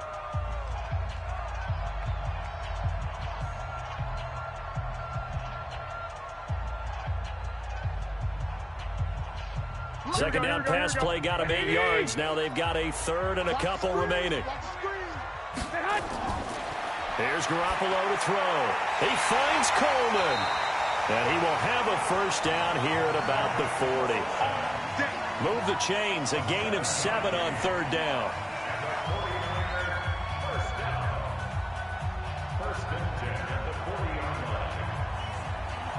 Here we go. Garoppolo, 9 of 17 through the air. Play fake there to Coleman. Now Garoppolo. And the throw left sideline here is caught, but they'll rule it incomplete. Couldn't keep his feet in. 2nd down. Looked like he had a couple of different options as far as who to throw to on that play. And who am I to say this, but I'm not sure he made the right decision. Well, the window of opportunity is always going to be small in the NFL. That's why those quarterbacks who make quick decisions and have quick releases have the most success in this league. On play action, it's Garoppolo. Completes it to the tight end, Kittle. And he'll be taken down, but not before he gets into enemy territory. First down, San Francisco. The pickup, 14 yards. Now the Niners going to signal for their 3rd and final timeout as the clock will stop with 21 seconds to go here in the first half.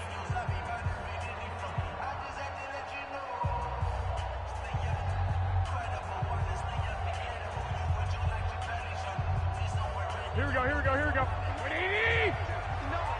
I'm coming after you. Here's Garoppolo on 1st and 10. The tight end Kittle has it on the left side. And this time he's able to take it down to the 42.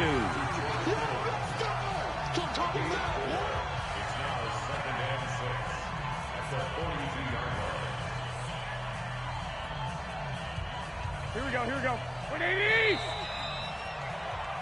So we've hit halftime here in Santa Clara with the 49ers out in front. As we'll send you eastward to Orlando. Standing by with that EA Sports halftime report now is Jonathan Coachman. Take it away, Coach.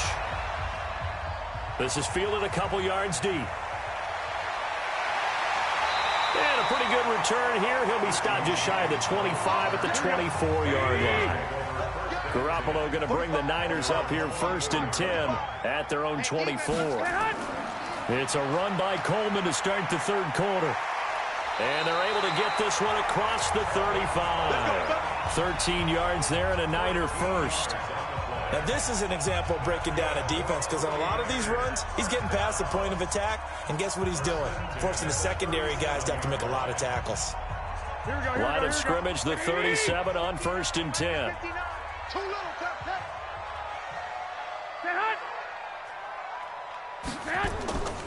Here's Coleman. And this winds up a gain of 4 to the 41. Well, if you're a football guy, that's a pretty run because everyone is in sync right there. Obviously, the guy carrying the ball, but how about the people up front? Leverage, athleticism, they created some nice space for him. Here we go. 180.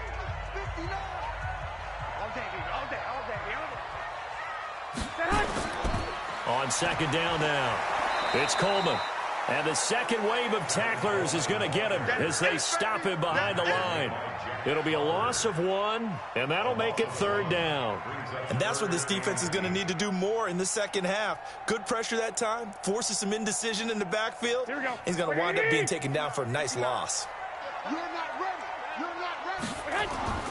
Throwing is Garoppolo on 3rd down. Got the connection here to Bourne. And able to rip off a big chunk of yardage before being dropped inside the 40. Last play, they got stuffed at the line. Different story here, over 20 yards.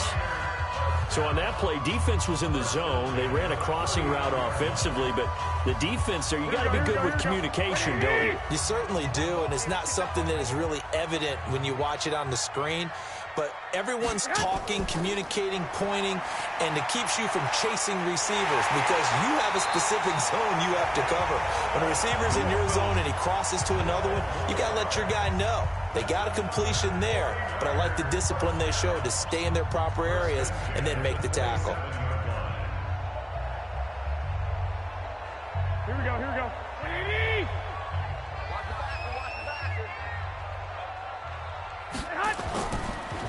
The former Purdue Boilermaker, Raheem Mostert. Up from his linebacker spot, Deion Jones making the play.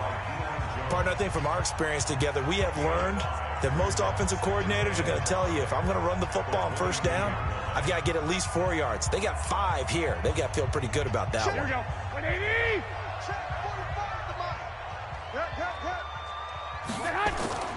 Play action, Garoppolo.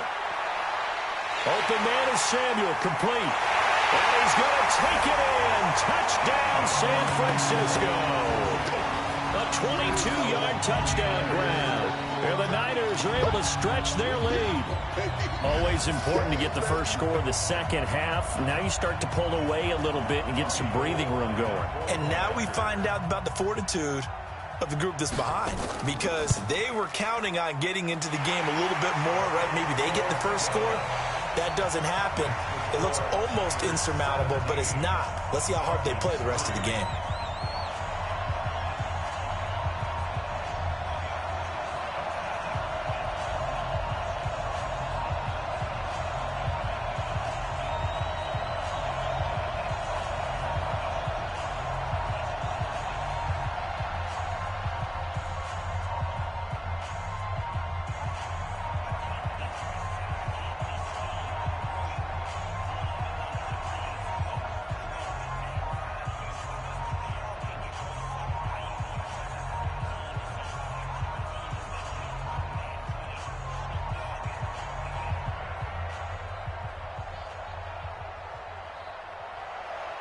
The kickoff team on the field now as they will send this one away. This fielded at the 2. And he's up across the 25 and down at the 28-yard line. About set to begin their next drive, the Falcons offense at the line. And their halftime hole now even deeper, and they need a big drive here just to answer the first touchdown of the second half scored against them. They were down at the half. Now, as you mentioned, they're down a little bit bigger, but no time for discouragement. Just got to get back to it, right? Put your shoulder against the boulder and start pushing and try and get back to where you were to start the half. Running lanes were at a premium in the first half, but he's able to find some room there, and he's hoping that that's a precursor of a big second half. So they'll come up after the gain of 7 on a 2nd and 3. A fake to Freeman. Now it's Ryan. Looking middle, and it's incomplete. If you're a defender, one of the fun things about playing zone defenses, especially in today's football, is that it's not as static as it was in the good old days, meaning you just drop to a point and reacted to the football. Now you end up with a lot of man-to-man principles once you get into your zone defense. In other words, get to your assignment and then locate a guy coming into your area, and then you end up covering him almost man for man. That allows him to make more plays on the football like the one we just saw there. First target, first catch, and a first down. They brought in a heavy set on 3rd down, and that usually means running play, but we have seen them throw out of that formation, and sure enough, they snuck the tight end out on that one, wound up hitting him for a first down. So from inside Niner territory now, this is 1st and 10 at the 45-yard line. Now it's Ryan. Firing quickly here, and that's complete. 7 yards, the pickup on the pitch and catch.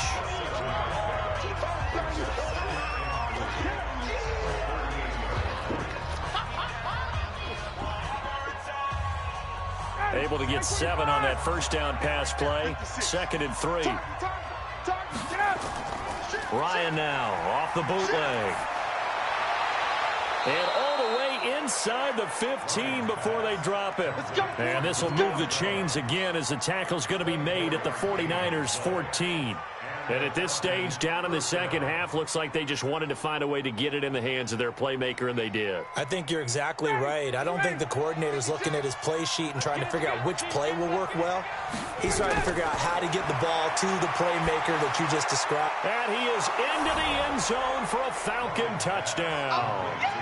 A 14-yard touchdown as his guys are back within a single score. After allowing that last score, the defense knows they've got to tighten things up. Otherwise, they'll let them right back into the game. The call is to go for 1 and kick the extra point. And it's up through the goalposts. It's 17-10.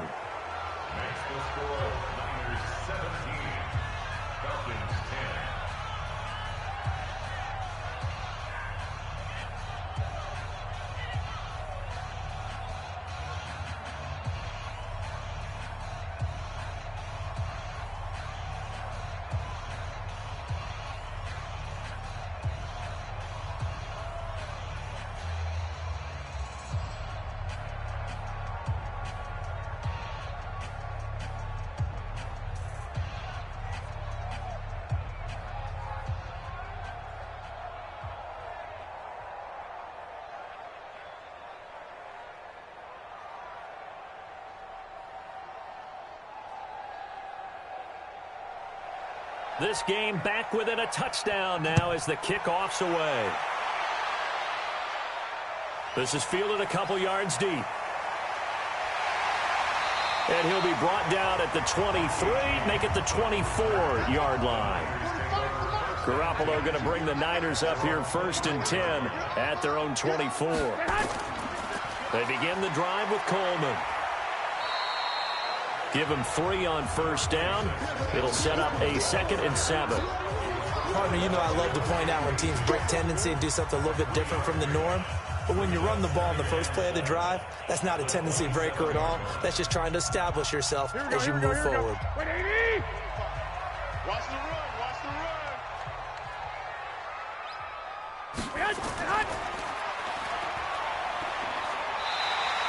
7 yards there and a first down.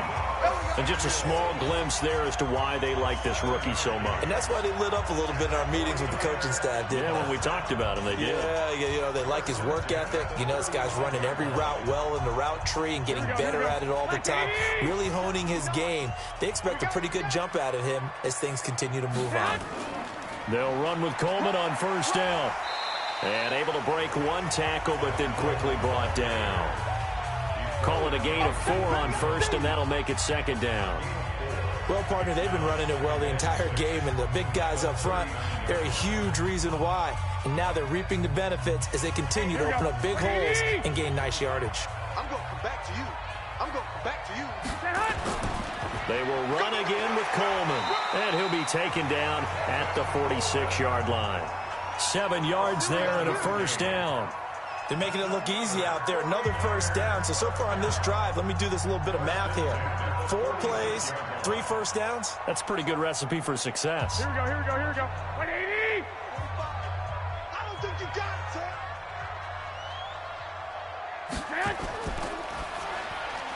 They'll throw out wide, complete to Sanders.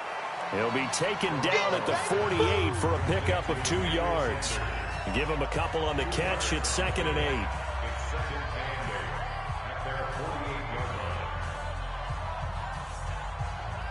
Here we go. 120. Twist. Under 10. 10. On 2nd down, it's Coleman. And he's over midfield and into Falcon territory. Give him 3 on the run there. Now they're looking at a 3rd and about 5. And that last carry puts him right at 100 yards for the game. So how has he done it? Because he's been patient, followed his blocks, let everything develop, and then burst through for big gains. Here we go. From the gun on third, Garoppolo. Got his target, Samuel. And that's going to be good for another first down as the tackle's made at the Falcons' 35. A little football 101 there. You just see the receiver try to run down the defender, meaning he goes right at him and really trying to move him a little bit towards the center of the field so he can put his foot in the ground and break to the out, to the sideline, and make a catch. Ball up to the 35 now as they come up on 1st and 10.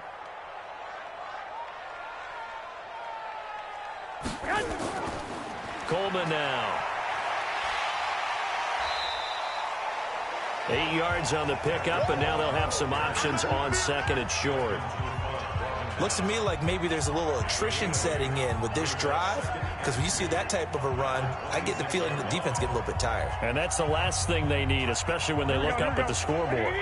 And this should be the final play before the quarter ends. Let's get off the field, D. Let's get off the field, D. And they're not going to get to the line to run another play. So we will switch ends as the third quarter has come to a close. We'll return with more after this break. You're watching the NFL on EA Sports.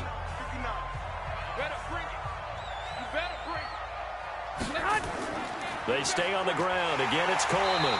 And they'll be inside the 25 now at the 24. 2 yards, good enough for a first. I think there's a fatigue factor that's kicking in defensively. You know the will is still strong, but I think the offense is starting to bend it just a little bit, don't you? Yeah, absolutely. It's looked that way. We'll see if they can continue this already strong drive. Garoppolo on 1st down. This one into the hands of Kittle, the tight end. And he'll go down here right around the 23-yard line. Give him a couple on the catch. It's 2nd and 8. Got to give credit where it's due. Really nice defense on that play. The pitch and catch was successful, but not any run after it. So 2nd and 8 here after the pass play for 2 yards on 1st down. Coleman. And down inside the 15, shy of the 10. He'll get a dozen there, and it's a first down, 49ers. Do my eyes deceive me, or is he getting stronger as this game moves along?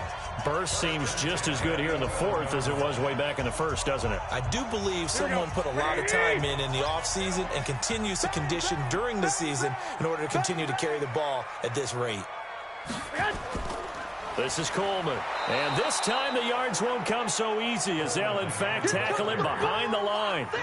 Now that sends him 2 yards in the wrong direction and leads to 2nd down.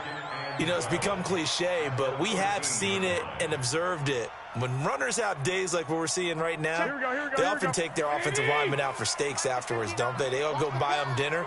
But after a play like that, he might reduce it, might go to the corner and just grab a hot dog or two, huh? Hey, I mean, they've still been blocking for him well in this game. They don't get one mulligan up front. Okay, so what we're saying then is we're going petite filet instead of porterhouse. How's that? 8 ounce is good. All right, just checking.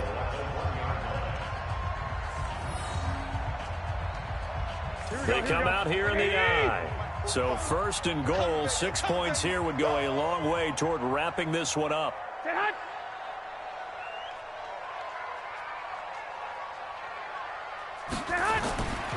It's Coleman here. And maybe a measure of revenge there. He's had his way in this one, but this time they get him behind the line. That's going to wind up a loss of a full 3 yards on 1st down. Did your high school have that saying, push them back cheer? I was a kicker. Well, it certainly worked. Didn't matter whether we were kickers or not. That one worked, didn't it? They pushed him back at his last snap of the ball, and boy, they created a nice play for themselves. Would they lose 3 on that one? Yeah, from the 1 back to the 4. On 2nd and goal, Garoppolo. That is caught by the tight end, Kittle. Touchdown, 49ers. 4 yards on the touchdown grab. And the Niners are able to stretch their lead. And he's such a talented tight end, just creates nightmarish-type matchups on the other side. He's so good that when we say tight end, we're almost damning him with faint praise, aren't we? Because he can do it all. He's as good as any receiver in the NFL. Well, that's the deal. He's a wide receiver, just in a bigger body. bigger body, a matchup nightmare, and who's going to cover it? When I sit in the film session, I just look at the coach and say, really? Really? You're going to yell at me? You go cover it.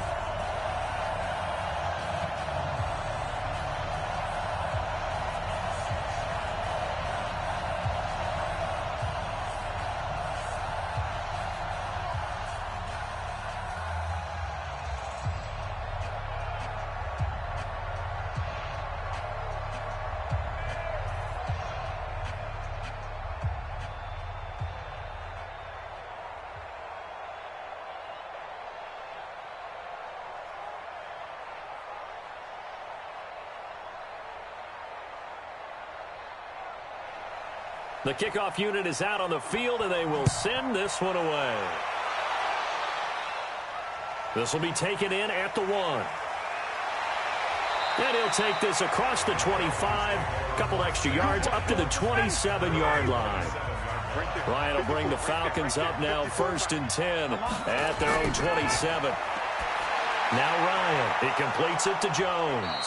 And he's taken down, but able to slip across the 35. It's a gain of 11, and the Falcons pick up the first. At this stage, this drive's got to be touchdown or bust because you need 2 of them. And if I'm the offensive play caller, I'm not just looking at my dagger plays downfield. I'm looking at some of my specials, something that can fool them and give you a big play now. With a sense of urgency. No doubt. Now Ryan on 1st down. Quick hitter here, it's complete. A gain of 6 there on 1st.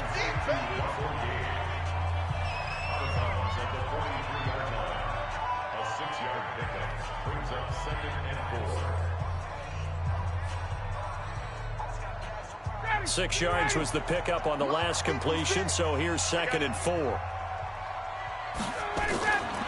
Ryan.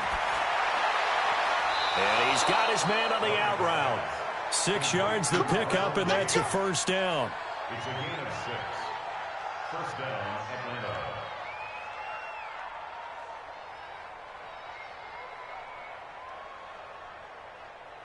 Ryan now a perfect 8 for 8 to start the second half. Not bad. 1st and 10. Off the play fake to Freeman. It's Ryan. It's hauled in by Hardy. And he goes down, but not before getting this inside the 25. That'll be marked as a 27-yard pickup. And another thing that makes the comeback route really effective is that oftentimes after you've made the initial move, receivers breaking away from the defensive back, and that makes it a really tough play to defend. A nice chunk of yardage picked up there. Ryan in the offense with a 1st and 10. And he's 4 for 4 now, throwing the ball to start the drive. Ryan's throw caught by Jones. And he'll be brought down inside the 20 at the 19. 5 yards on the catch there, brings up 2nd down.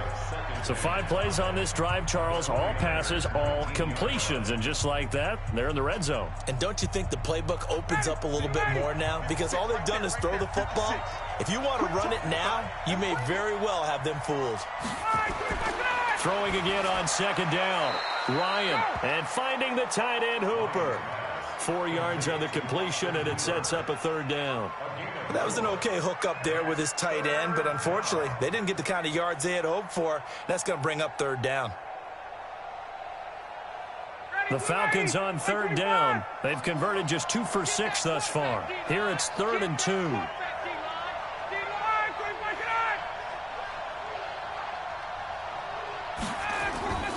Off the play fake. Here's Ryan. Open man, it's Stocker. And he will have the 1st down inside the 10 to the 9-yard line. It's a gain of 6 as they're able to convert, and now it's 1st and goal. And in a 2-score game, obviously, every play, every 3rd down, like we saw there, magnified, big pickup. It was a huge pickup. What they really want, though, is to not even get to 3rd down. They've got to maximize time and conserve as much as possible. This is Freeman. And from the 9, they get this to the 5-yard line. Well, it's been the air game that's taken them down on this drive before they finally turned around and handed it off on the last play. And now they're looking for the end zone. Couldn't do it there. It'll be interesting to see. They'll be able to revert and fire out and create some space in the run game. Again, it'll be Freeman. And he's dropped just before the line to gain. 4-yard pickup leaves him with 3rd and 1. Yeah, baby. Yeah.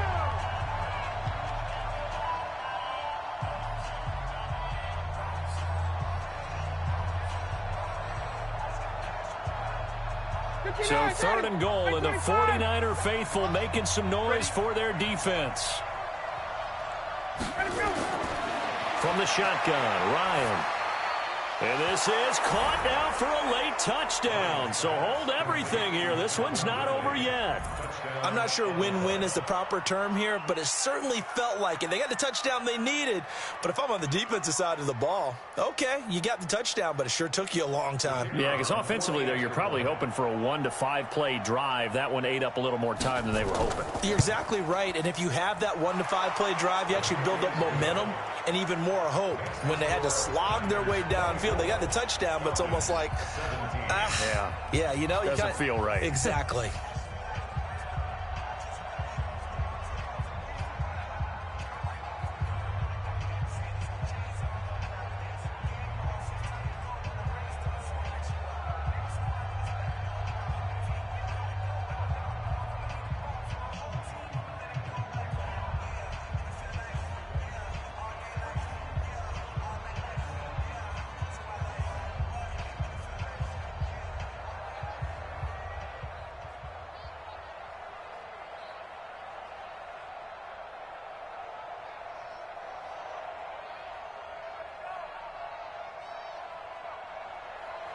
This game back within a touchdown now as the kickoff's away. This is taken at his 4. And he'll take it past the 25 and up to the 28-yard line. Here we go, here we go, here we go. The San Francisco offense ready to start their next drive. And this game not quite over yet. And we'll likely see them take all 3 timeouts defensively, so they can't just kneel this one out. They're going to have to try to run a few plays. You're exactly right. They've got to get a first down and make them use up all their timeouts in order to feel like they have this one in hand. And San Francisco gets set to go here. And this one now not quite over yet. Still 2 timeouts remaining defensively. And boy, having that 3rd timeout would have really helped here. Another example of why coaches really stress saving your timeouts for when you absolutely have to have them. They go over this all the time. Here's one of those situations. The Falcons going to use the 2nd of their timeouts as they'll talk it over here before what will be an important 3rd down.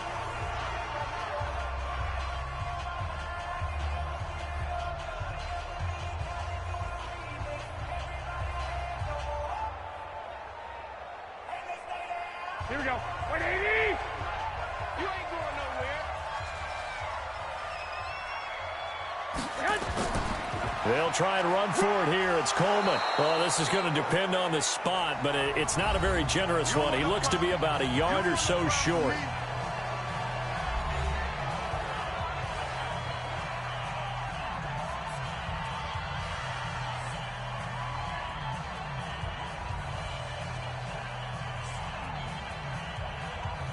Here comes the 49ers punter now as he's on to punt for the first time this afternoon.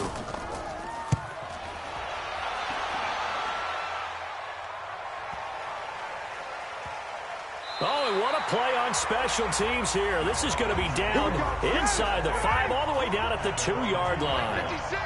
And he's got to be fired up about that effort. I don't think he could have walked down and placed it any better than where he ended up putting the football. That was excellent. And he's able to get him a small cushion before being taken down at the 5, a gain of 3. No timeout. You got to go quick here. Brings up 2nd and 7 at the 5-yard line. Time a factor as Ryan will hustle him to the line. He'll look to throw. And he gets this one to Ridley complete. And they work this out past the 25. A gain there of 21 yards. Huge first down, gotta hurry. Yeah, now they have to get up there, get set, and then spike it. First down now, but the clock continues to move. Throwing now is Ryan.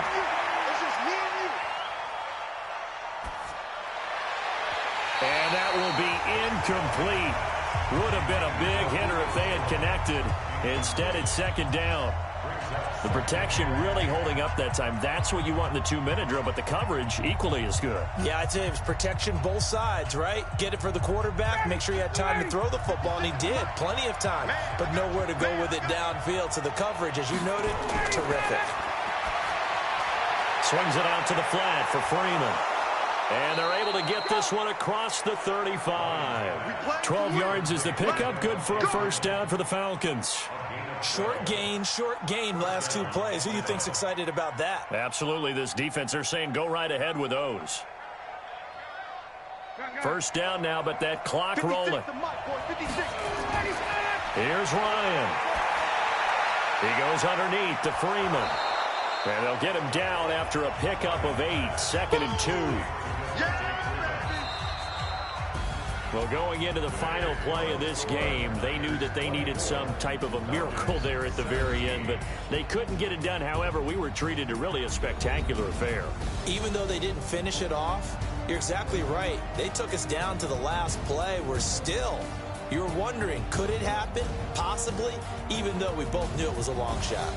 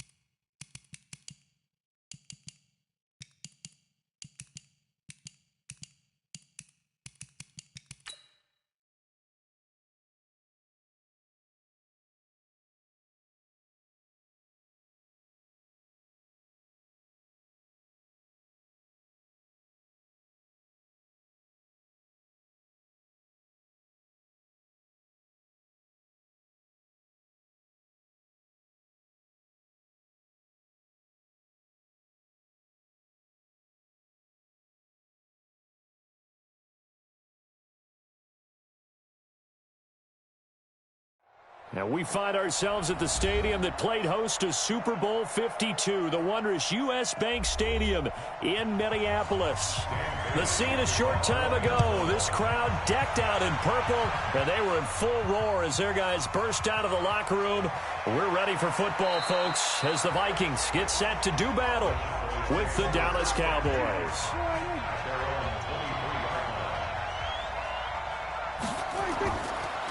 Here's the first carry for Ezekiel Elliott. And not much there. Maybe a yard up to the 24. He'll wind up getting a yard on the game's first play at second down. Nice job by that defensive front there to hold him to a short gain on first down. Well played, I must say. Yeah, only getting 1 yard. There was no room to run.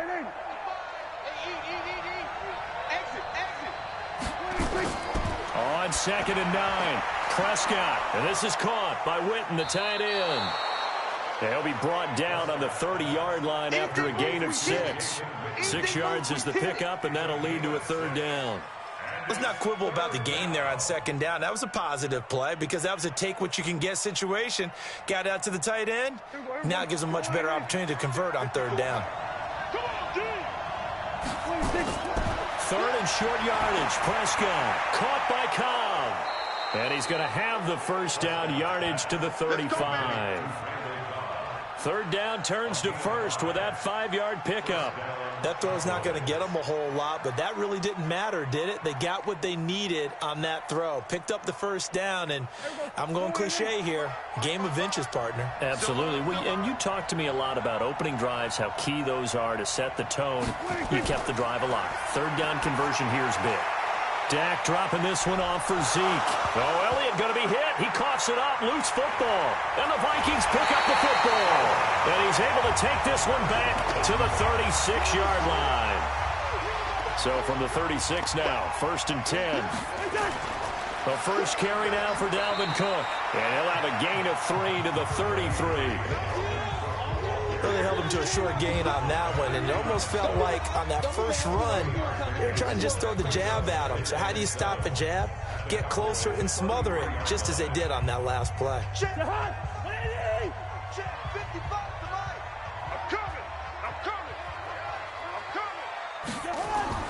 On 2nd and 7, Cousins, and Diggs has it. And inside the 20 before he's brought down. It's a gain of 16, and the Vikings have the first down as well. First and 10 at the 18-yard line. Check. Walk 54.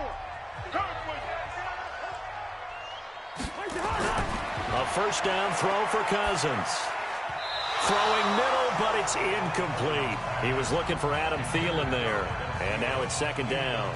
I know coaches tell us all the time that having a powerful arm isn't the #1 thing they look for in a quarterback. But when you're trying to throw inside routes and you need to put some heat on it, it helps to have the big gun. In this case, just a little bit too much. An incomplete pass on first down. That leads to a 2nd and 10. Cousins gives way to Cook. And a pretty little juke move there on a nice game.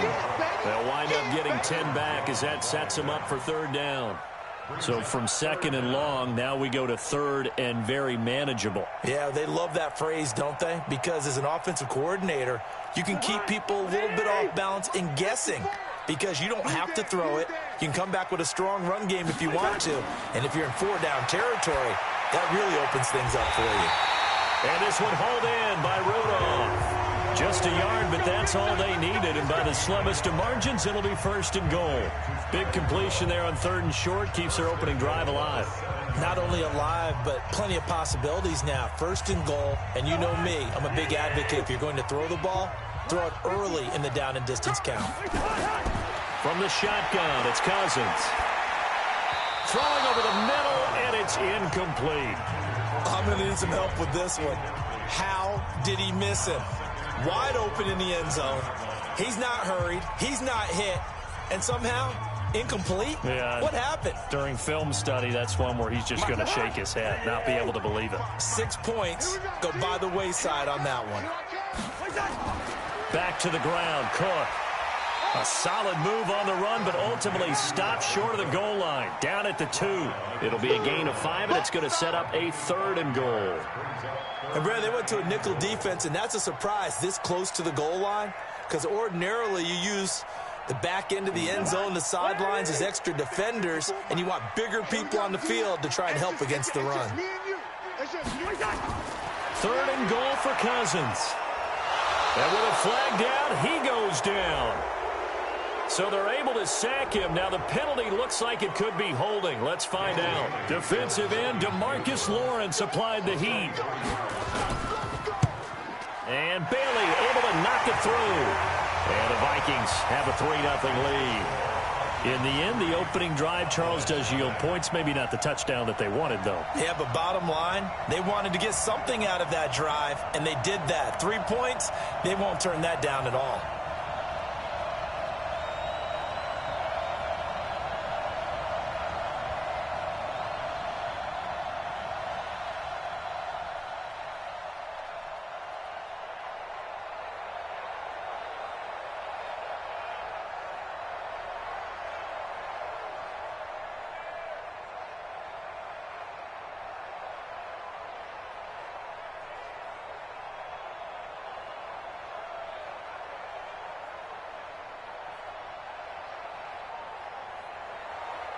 Now, after the field goal, Bailey will kick it away. This fielded at the 2. And he'll take this across the 25, a couple extra yards, up to the 27-yard line.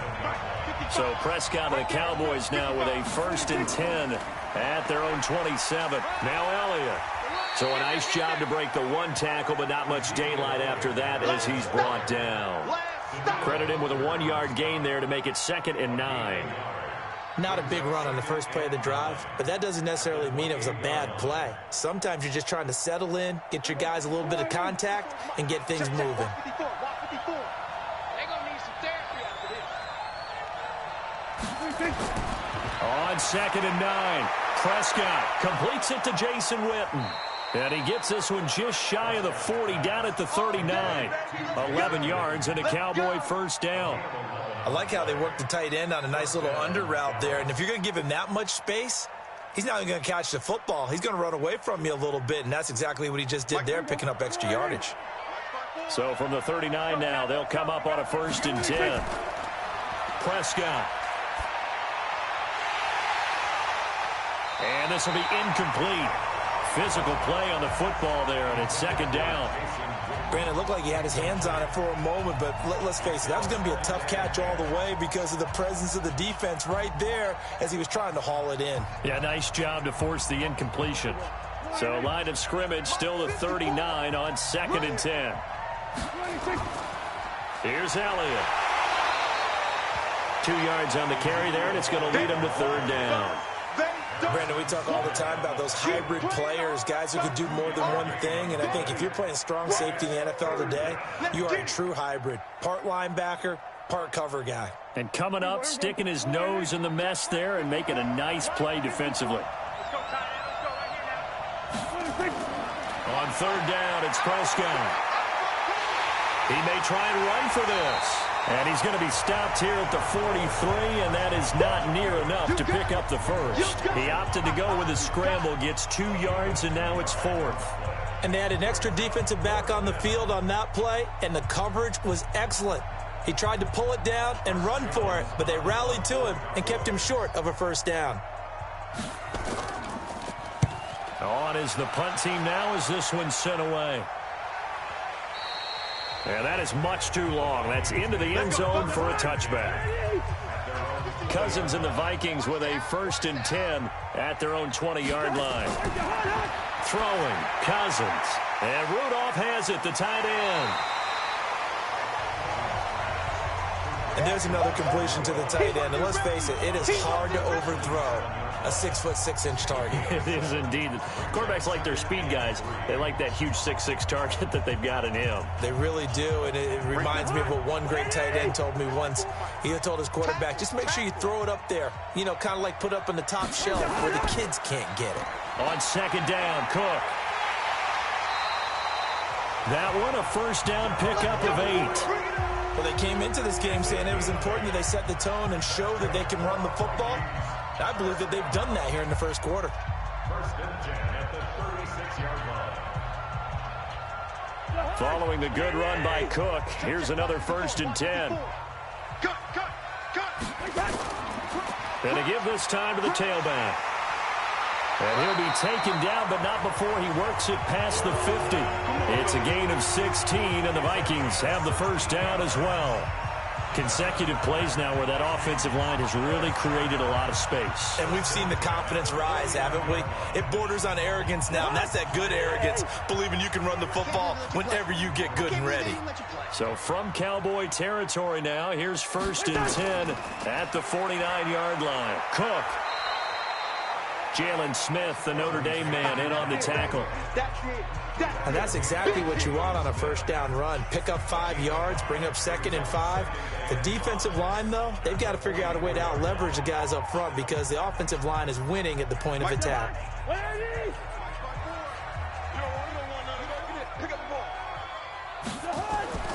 Play fake. Cousins. That's caught by the tight end, Irv Smith Jr. That one, a gain of 20 and a first down.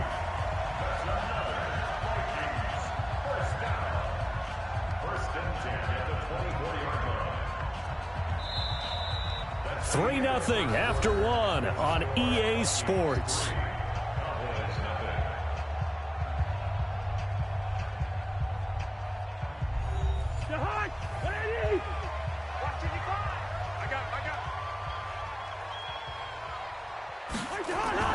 Now a fake on the give here as they try the run-pass option. And he's going to return it to the 21-yard line. So Prescott and the Cowboys now with a first and 10 at their own 21. Following the interception, here's Prescott. And on the left side, he's got Witten. And he's taken down, but able to slip across the 35. Give him 15 there, and the Cowboys have a first. And the game just keeps evolving. Big guys running those corner routes, so difficult to cover. So from the 36 now, first and 10.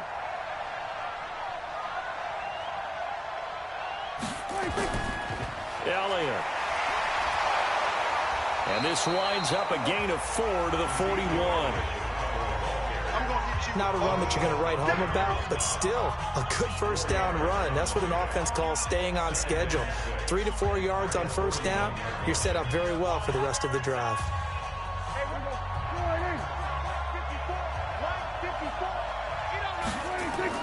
Off play action to Elliott. Here's Prescott. And his throw here is incomplete. Amari Cooper, his intended receiver, and that'll make it third down.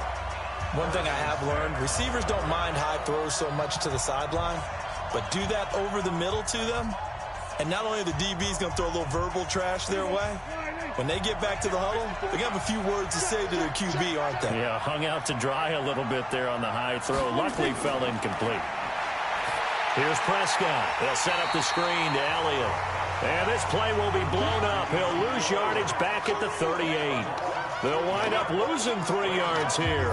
And it'll be fourth down.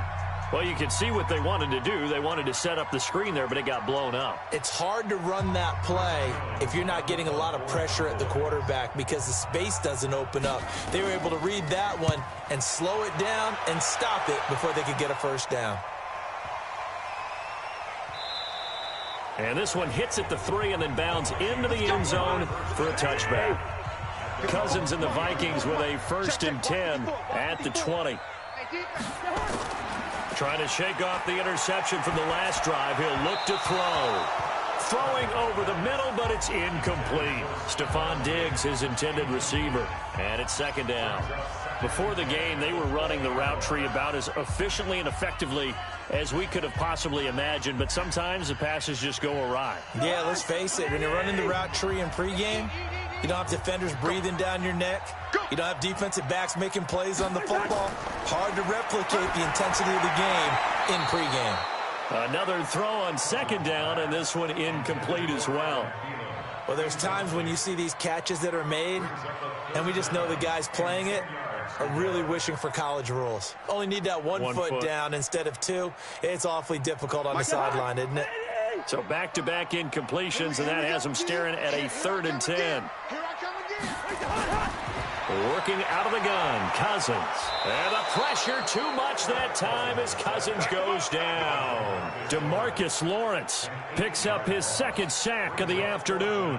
I remember when I was a kid and all I wanted was a nickel so I could get that soda down at the fountain. And guess what? The nickel came into play well. 5 defensive backs, they covered well, allowed for the sack. Sodas were a nickel when you were a kid? No, I just needed the extra nickel so I could pay the proper price. Okay, how much were they? A dime? What were they?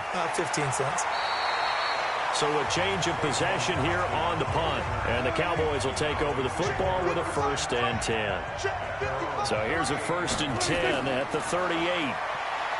Prescott now looking deep in the direction of Cooper. And that is incomplete. Took a shot there on 1st down, but he couldn't reel it in. Intended that time for Cooper, but it'll be 2nd down. Those passes out that far wide always make you hold your breath a little bit. Felt like it was in the air for a while. What it does is allows a defender to gain some ground, come from a long distance, and have a chance to affect the pass. On 2nd down, Elliott. And he's going to be met at the line of scrimmage and taken down. Call it no gain on the run there, and now they'll be looking at a 3rd down. He's already put it on the ground once in this first half. There, no gain, just struggling to get going. Yeah, and what he needs right now, a dose of confidence, which means his guys have to chop a hole, a big one for him, give him a chance to run a little bit and gain some of that confidence back. He didn't get it on that carry. Rolling to his right. He can run for it, and he will. Able to find a lot of empty space there, picking up the 1st down at a 21-yard gain. When they watch film of this game and hand out the grade sheets, he's going to really like getting a double plus on this play. Why? He scrambles and picks up a 1st down. But what else does he do? Protects himself by sliding and avoiding the big hit. Double plus, big-time play. They go play action here on 1st down. On the move to his left. And he's going to have to eat this one as down he goes. No doubt that's a very good play defensively right there because you've always got to be aware that he can take off and make a big play with his legs. How about the way they were able to contain him? That also tells me the coverage was excellent downfield. The sack cost him only a yard. It's 2nd and 11. They'll try to throw now. Prescott. That's complete to Cobb. And he'll get it down on the play to the 37. Only 3 yards on the catch. It's 3rd down. Good throw, good catch, but I really like the route. The drag and being able to run away from defenders. Hard to stick with them for that long. Yeah, better against man than zone, or? Better against man, because now you're running away from someone and you're not running into a defensive player in another zone. Throwing. Prescott. Cooper's got it. And inside the 20 before he's brought down.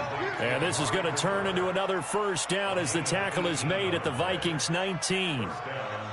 Fired that one in there, able to make connection on a nice in route. With those faster passes when they're going that fast, any hesitation as a quarterback that the deflection, if you miss, might be bigger and lead to an interception? Yeah, and the deflection works both ways. Maybe a defender gets a hand in the way and it pops in the air. And sometimes you throw it so hard your receiver can't handle it, and he pops it up in the air for the defenders to grab as well. But a moot point there as they were able to connect. A good gain again. That's now 31 yards combined on those last 2 plays. I think a lot of people ask the same question all the time. Why do we see so many slants in the red zone? Well, the windows are tighter. Everything's more condensed. It has to be quicker, and you've got to deliver the ball on time. Your biggest worry? Ball gets tipped in the air. Because pressure coming from the Vikings, and they get there and bring him down. The defensive end, Danielle Hunter, drops him. And plays like that really hurt play calling. They had a really nice gain on the previous play, but gave about half the yardage back on the sack. Excellent pressure up front. Nowhere to go with the football. Down he goes. 1st down, a bit of a disaster, and now on 2nd and goal, back even further. Here's Prescott, and this is caught by Witten, the tight end. And he is out of bounds, getting it down to the 10. The catch good for 6 yards, but now it's 3rd and goal.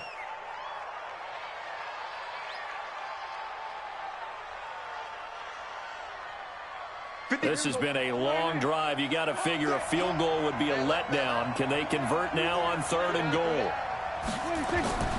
Prescott from the gun. Oh, Prescott stripped. And the Vikings pick up the football. Through an opening, and there he goes.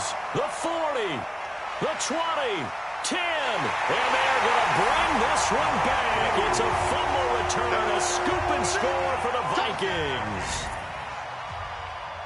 How about that for a momentum swing? You had it goal to go.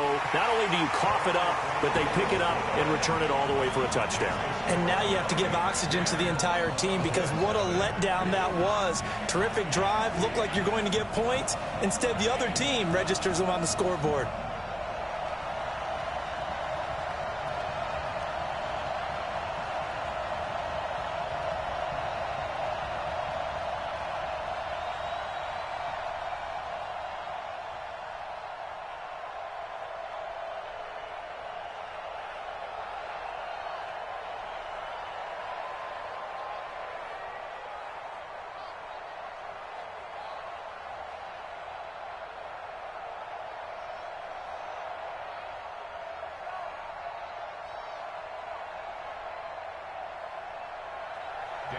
And you can bet they're preaching 2 hands on the ball here as the kick's away following that fumble return.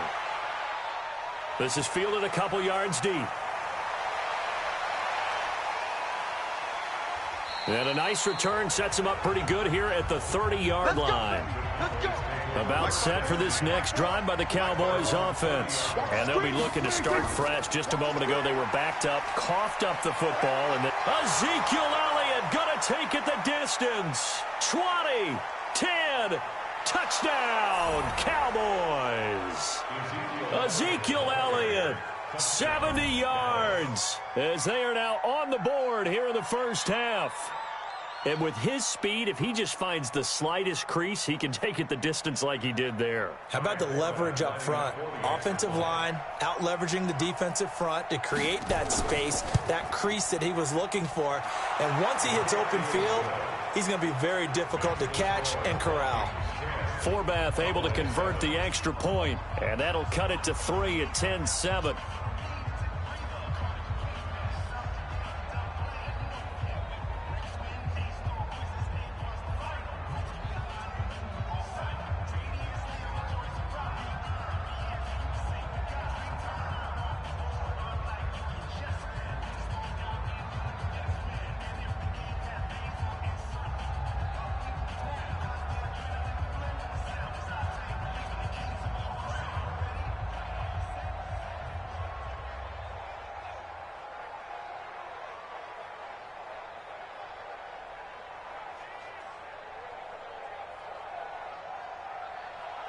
Forbath to send it away now following the touchdown.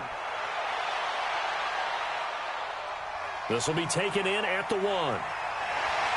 And he'll take this up past the 20 and down at the 22-yard line. Here are the Vikings now to start their next drive. They've shown precious little here offensively thus far as they try again with a first down now. The throw right side is complete here on the first play of the drive. And he takes us beyond the 35 before going out of bounds. Now the Minnesota offense set to take over again. They're out in front. Last time they had to punt it away. We'll see if they can add to their lead now. They don't want to go out and punt it away again. This team now wants to get a cushion, put people away. They want to run their offense and have it end up in the end zone. Pretty good results here on the first down run as he takes this forward for about 6. He'll get a nice chunk there on the first down run, and it's 2nd and 4. Let's go between 2nd and 4 and 2nd and 8 and 9. On 2nd down and 4, Cousins. That's to Dalvin Cook, his running back. And he's going to have another first down here as the tackle's made at the Cowboys' 45-yard line. And this is why trying to cover the angle route is so difficult. Anyone playing the linebacker position, when they see a running back out of the backfield widen, because he heads towards the flat first, oftentimes you widen too much and overcommit. He cuts up inside, and that's what we saw there. A nice pickup for a first down. That's complete to the receiver, Thielen. The Vikings going to signal for the first of their timeouts, as the stoppage will come with a little under a minute to go in this first half.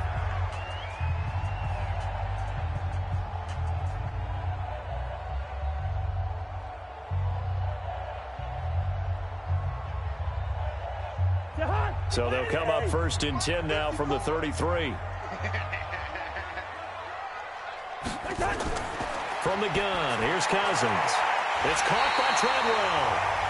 Now the Vikings will use the second of their timeouts as they get the stoppage with a little over 50 seconds to go in the first half.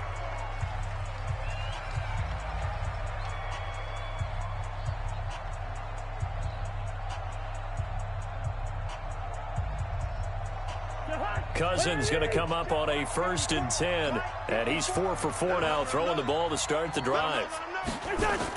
From the red zone now, Cousins. That one into the hands of Thielen, complete. Back-to-back nice gains, that one for 14 yards and another first. Timing is everything, and they work on this cut all the time. They work on all the timing patterns, and this time it paid off for them. Worked him to the center of the field, cut it to the outside, ball's delivered, gets both feet down for the completion. We got to get the ball, D. Get the ball right here. Let's go. Cousins again. And he's going to be dropped back at the 15-yard line. The sack by Michael Bennett, the native of tiny Independence, Louisiana. And, partner, it's safe to say that the secondary really contributed to that sack. Yeah, nickel set, 5 defensive backs. They covered everything. Nowhere to go with the football. But my question is, why didn't he throw it away? To try again after the sack. Cousins. Johnson's got it complete. The Vikings going to use their 3rd and final timeout as they stop it with 16 seconds to go in half number 1.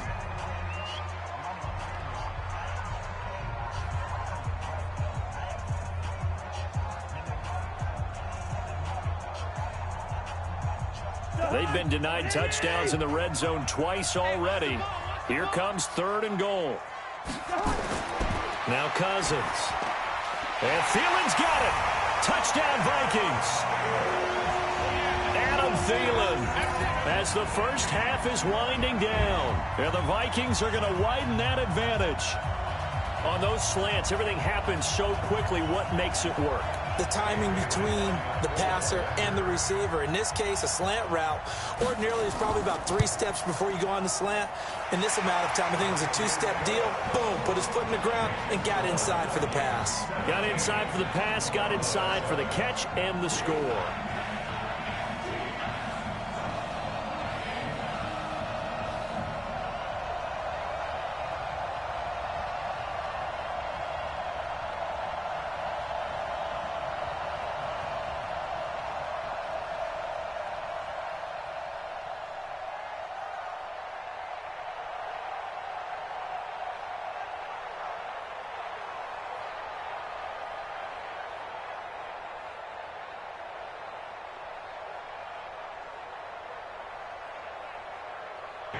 Bailey now to kick it away after the touchdown.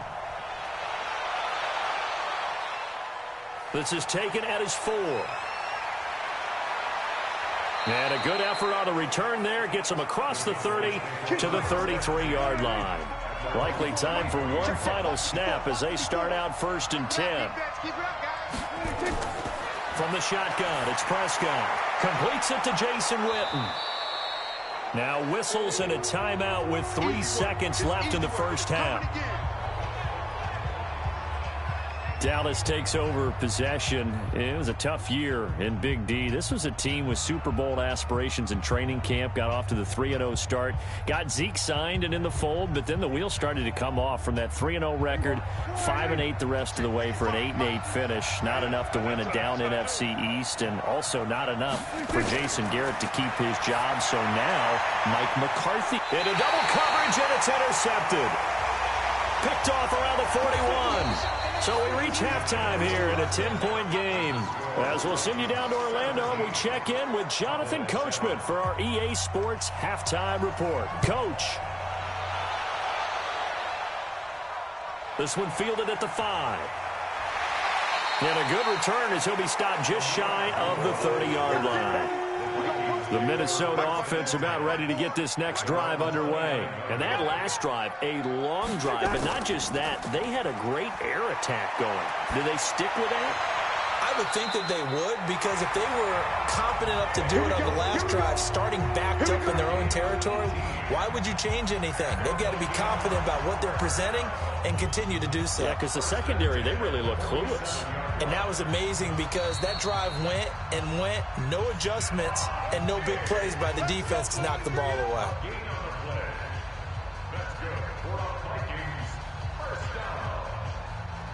First and 10 at the 47-yard line.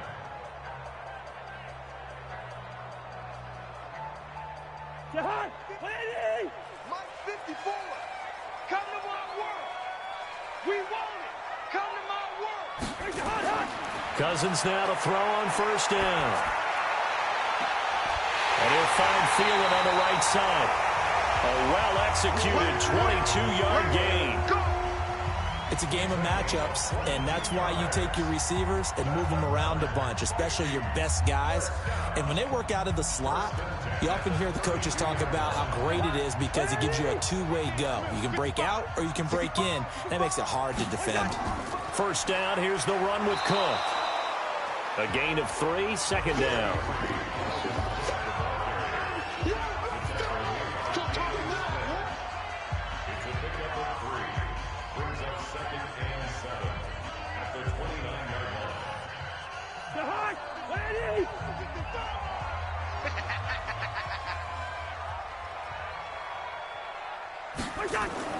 They go play action. Cousins.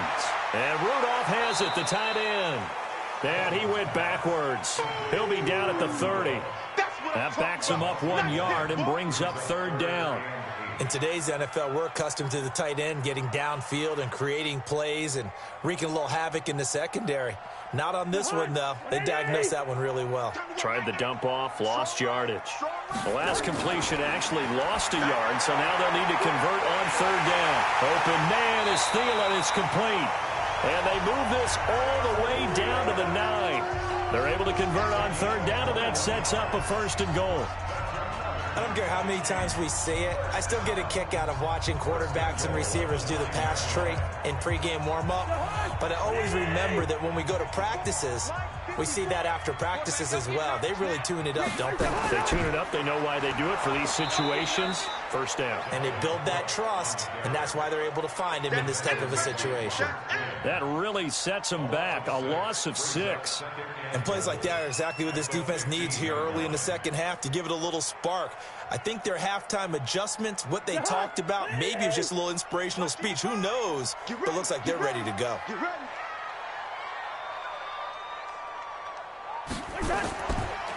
They try again with Cook. And he's going to get it inside the 10 to the 7-yard line.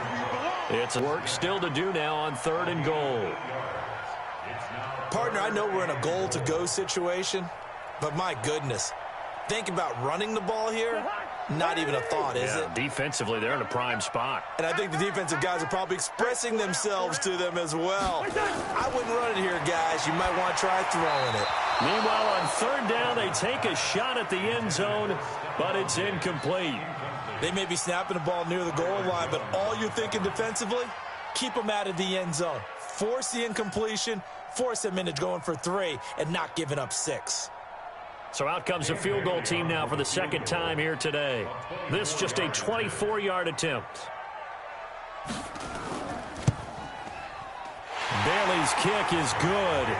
And that will open the lead up now to 20-7. So put another 3 on the board. All things considered, a good opening drive to begin the third quarter. And as a defense, the way that this game is going, you're excited to see those points go on the board. Gives them a little bit of leeway to play with when they're out on the field, but they're real excited to see their offense score. Now they get to go out there and do their part.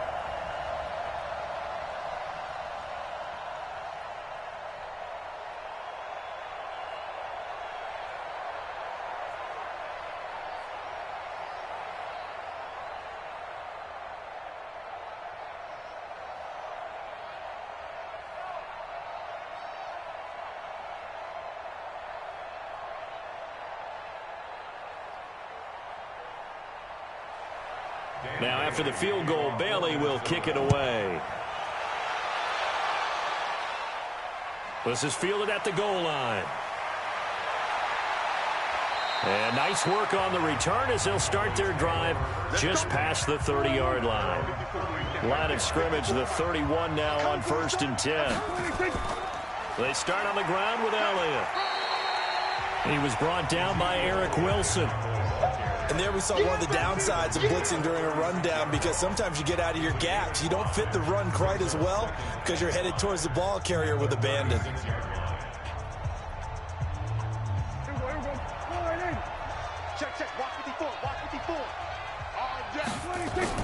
From the 36, Prescott. And he'll hit the slant route. That's caught by Cooper. And he slips up past the 45 before being tackled. 11 yards and a Cowboy first down. This has to go down as one of the simpler routes in the playbook, but oh so effective. Nice completion there. Keeps the sticks moving. Prescott now 12 of 16 thus far. It's 1st and 10. Elliott running right. And this one goes nowhere. Losing yardage on the play back at the 46. It's a loss of a yard there, and it's 2nd down. I like the strategy. Extra tight ends, extra beef. They want to run the football, but that means they probably want to run it inside. If you get strung out on the perimeter, you're in peril. Yeah, we saw the result, negative yardage. Again, it's Elliott. And he's got it across the midfield stripe and into Viking territory.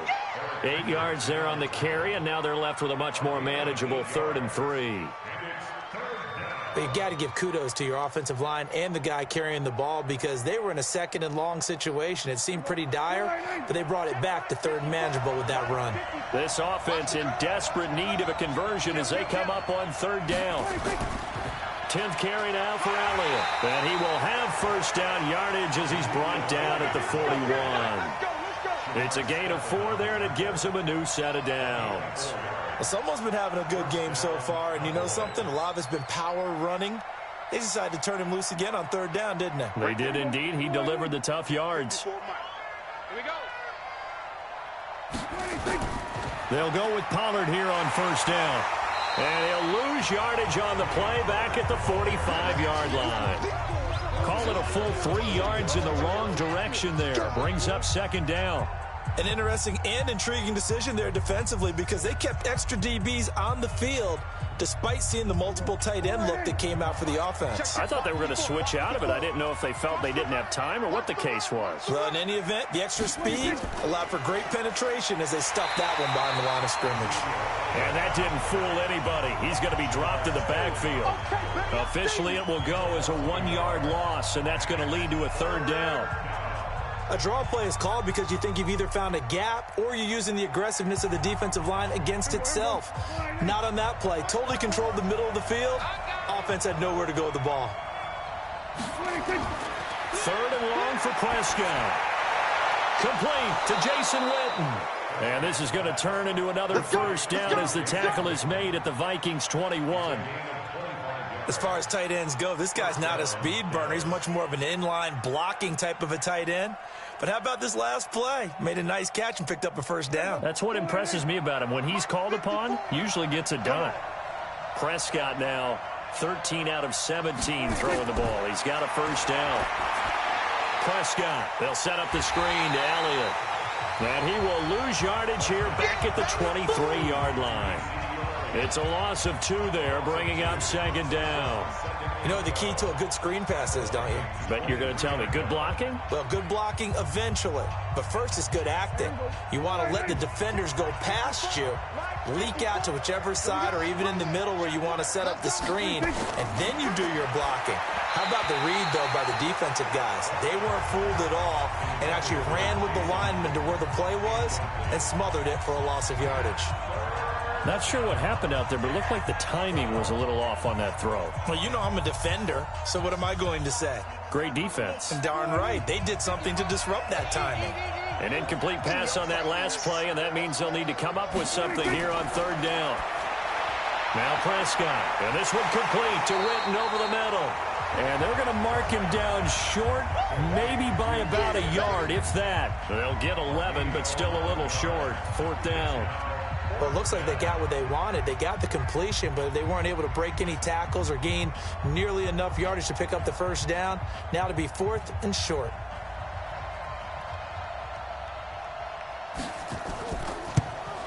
And Forbath will put this one through, and that cuts into the deficit. It's now 20-10. A dozen plays on that drive that ends with the field goal. Let's go ahead and break out some of the old chestnuts here, right, partner? Keep the ball in front, rally to it, and make the tackle, right? No big plays given up, no balls over your head. Bend, don't break. Hold on. Chestnuts? You like Come that on. one? What does that mean, break out? Just because you break chestnuts? I'm not sure about that, but I'm just going with why they said that. I have no idea.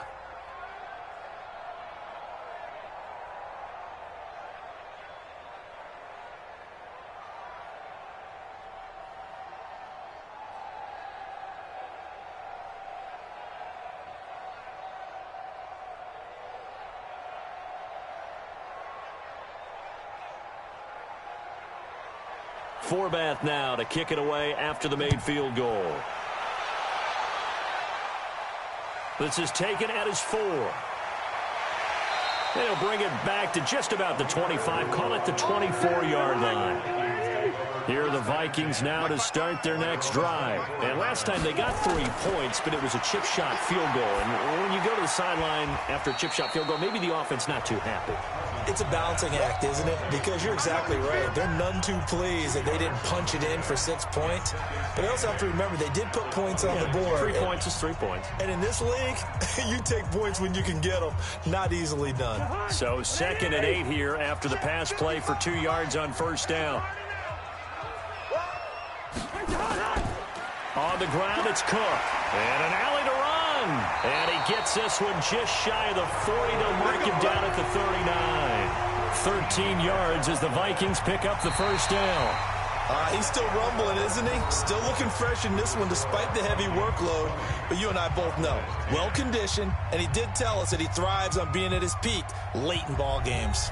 So from the 39 now, they'll come up on a 1st and 10. On the carry, it's Cook.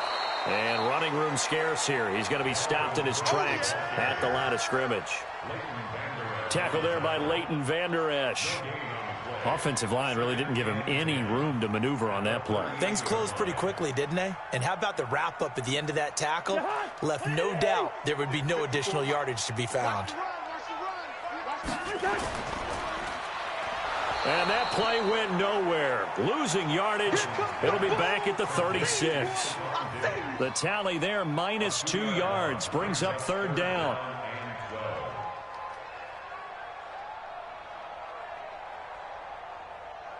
The Vikings on 3rd down. They've hit it 50%, 3 of 6 to this point. This is 3rd down and 12.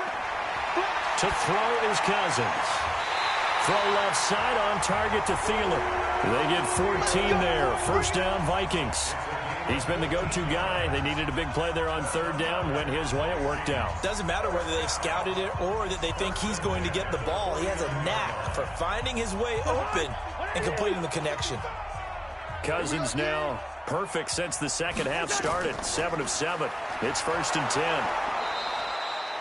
3 yards on the pickup there, and it'll be 2nd down. Offensively with the lead, you want to run the ball, keep the clock going, but you also want to still kind of be in attack mode too, right? So how do you do that and not come back on your heels? Yeah, think about all the practices we've watched where they have that tempo period to go over things just like this, where they describe the scenario, tell you what they're looking for, and make sure that they're still attacking, yet at the same time not going so fast as to leave too much time on the clock. And he's got this pretty close to a 1st down at the Cowboys' 40-yard line. Bottom line, they want to keep this clock rolling, so they'll take that one right there. They just want to keep falling forward, and they want to put the onus on the big fellas up front in order to bring this one home. The Vikings on 3rd down. They've hit 4 of 7. They're up against a 3rd and 1 situation. Off the play fake, Cousins. That'll be complete to Cook. And he's going to have the 1st down at about the 38. They only get 2 there, but on 3rd and 1, that's all they needed to keep the drive going. And that pickup of a first down, that's going to leave a mark because they really needed to stop them there, didn't they? Oh, so frustrating. Defensively, you're a play away from getting that football back here. Down late, tough. Now they've got to find a way to create a turnover or takeaway. Otherwise, this one will probably get away from them. Cousins throw complete to Thielen. And they're able to get this one past the 30 down to the 25. It's a loss of 5 there, bringing up second. Throwing, Cousins. And that is incomplete. Showed off the arm strength there, but to no avail. Second down. It's a lot of contact going on there, and in the end, unable to keep 2 hands on the football and bring it into his body. Everything looked pretty good until the finish. So they'll come up after the incompletion for second down. They run, Cook. Just a yard on the gain there, and that leaves them with 14 yards still to go on third down. A gain of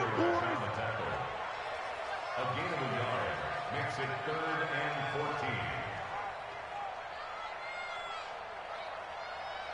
14. This offense 2 for 2 on third downs on this drive. They're in for a tough test here, though. 3rd and long. Play action now. Cousins. Nowhere to escape, and he goes down. The sack by Robert Quinn. We've watched this a long time, and I still don't believe we get it. 3rd and long. Why are you calling play action? Yeah, because they're not going to bite defensively, right? No, not at all. I did have a coach explain to me years ago that for some teams, that's how they have to deal with pass protection and their line blocking. But to me, it seems silly. Yeah, well, they're silly, and it leads to a play action sack. Colquitt on to kick as he sends it away. About set for this next drive by the Cowboys offense. And tough to win games if you're going field goal, field goal, field goal here. They got field goal last time. Now they'll be looking for a touchdown. We're looking for the big chunk now because, as you noted, the field goal way of doing it makes it that much harder and puts more pressure on every possession for you now. Go ahead and get 6 and feel a lot more comfortable about the position they're in. Bigger chunks. We'll see if they can get the score. Here you go. Mike 54. Watch the run, watch the run. A first down throw for Prescott. A dump off to Elliott. Give him 7 on the play, and it'll bring up a second down. They're giving those short little routes. Tackled him in bounds, too. They're just not wanting to get beat over the top. Yeah, and if you can't really get downfield, take the short routes. But now you got to have guys who can actually break tackles and increase those gains. Able to get 7 on that first down pass play. 2nd and 3. Looking to throw. Prescott. Nowhere to escape, and he goes down. Danielle Hunter able to get in there for his 2nd sack of the afternoon. I remember throughout my career here, defensive coaches always say, guys, you got to earn the right to rush the passer. Well, they put themselves in a great spot with this big lead, and they know they've got to throw the ball. These pass rushers have to be salivating. It is pin your ears back time indeed. On third down, it's Prescott, escaping the pressure right. He may try and run for this. He opted to go with a scramble, gets 2 yards, and now it's 4th. Now, how about that play? He took a possible negative and turned it into positive yardage and slid down to avoid taking a big shot. Excellent job getting down and avoiding the big hit. Dak and the offense still out there. They are going to go for it. The Cowboys will go. Prescott. That's to his running back, complete. But they're going to wrap him up as he'll go down well short of a first. Jason Garrett might be wanting to reconsider the decision to go for it there. And the Vikings, they have the football now in excellent field position. Give him 5 on the carry there, and it'll be 2nd down. Well, at this stage, that's exactly what you want offensively. Good run on first down, stay in bounds, keep that clock rolling. And look at that play chart that the play caller has in his hands right now. That's what you got to focus in on because that's divided up by sections. And right now, he's looking at that 4-minute offense section. What running plays do we have to bleed down the clock and take care of the football? Right now, they're executing really well.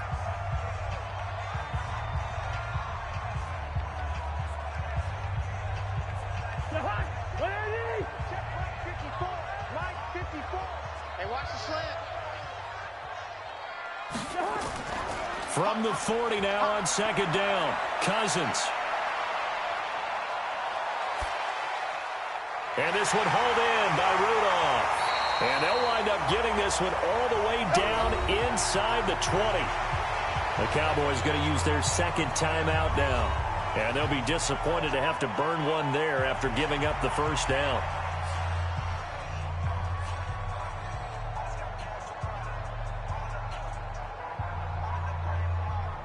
Not totally home free yet, but it's looking good as they come up 1st and 10. Throwing here, Cousins. It's complete to Diggs. And he couldn't quite get there. Tackled down at the 1.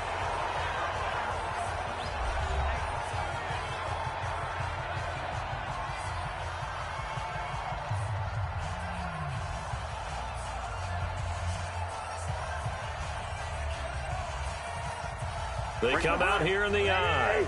A good chance now to put this game on ice. This is 1st and goal. Here's Cousins. Under pressure, down he goes. Sacked at the 10. That I'm struggling to understand a little bit. That close to the goal line, 1st down, run the football. If you want to throw it, throw some play action on 2nd down. Now from the 9, here's 2nd and goal.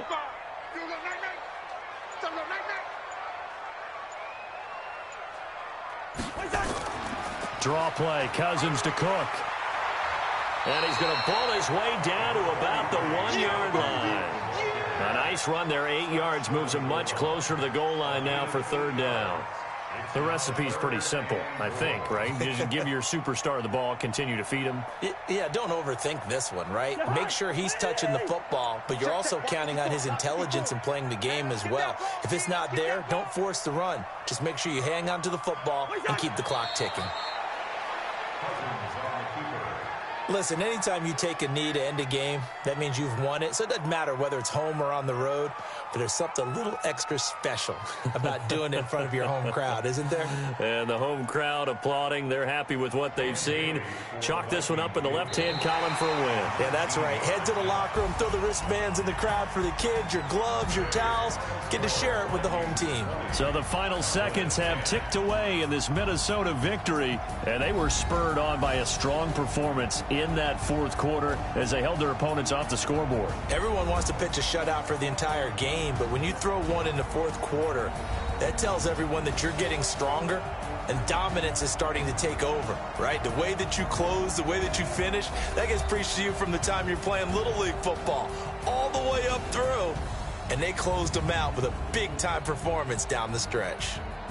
So that'll do it for us. For Charles Davis and all our crew, I'm Brandon Gaudin. You've been watching the NFL on EA Sports. It's a win for the Vikings as we say so long from Minneapolis.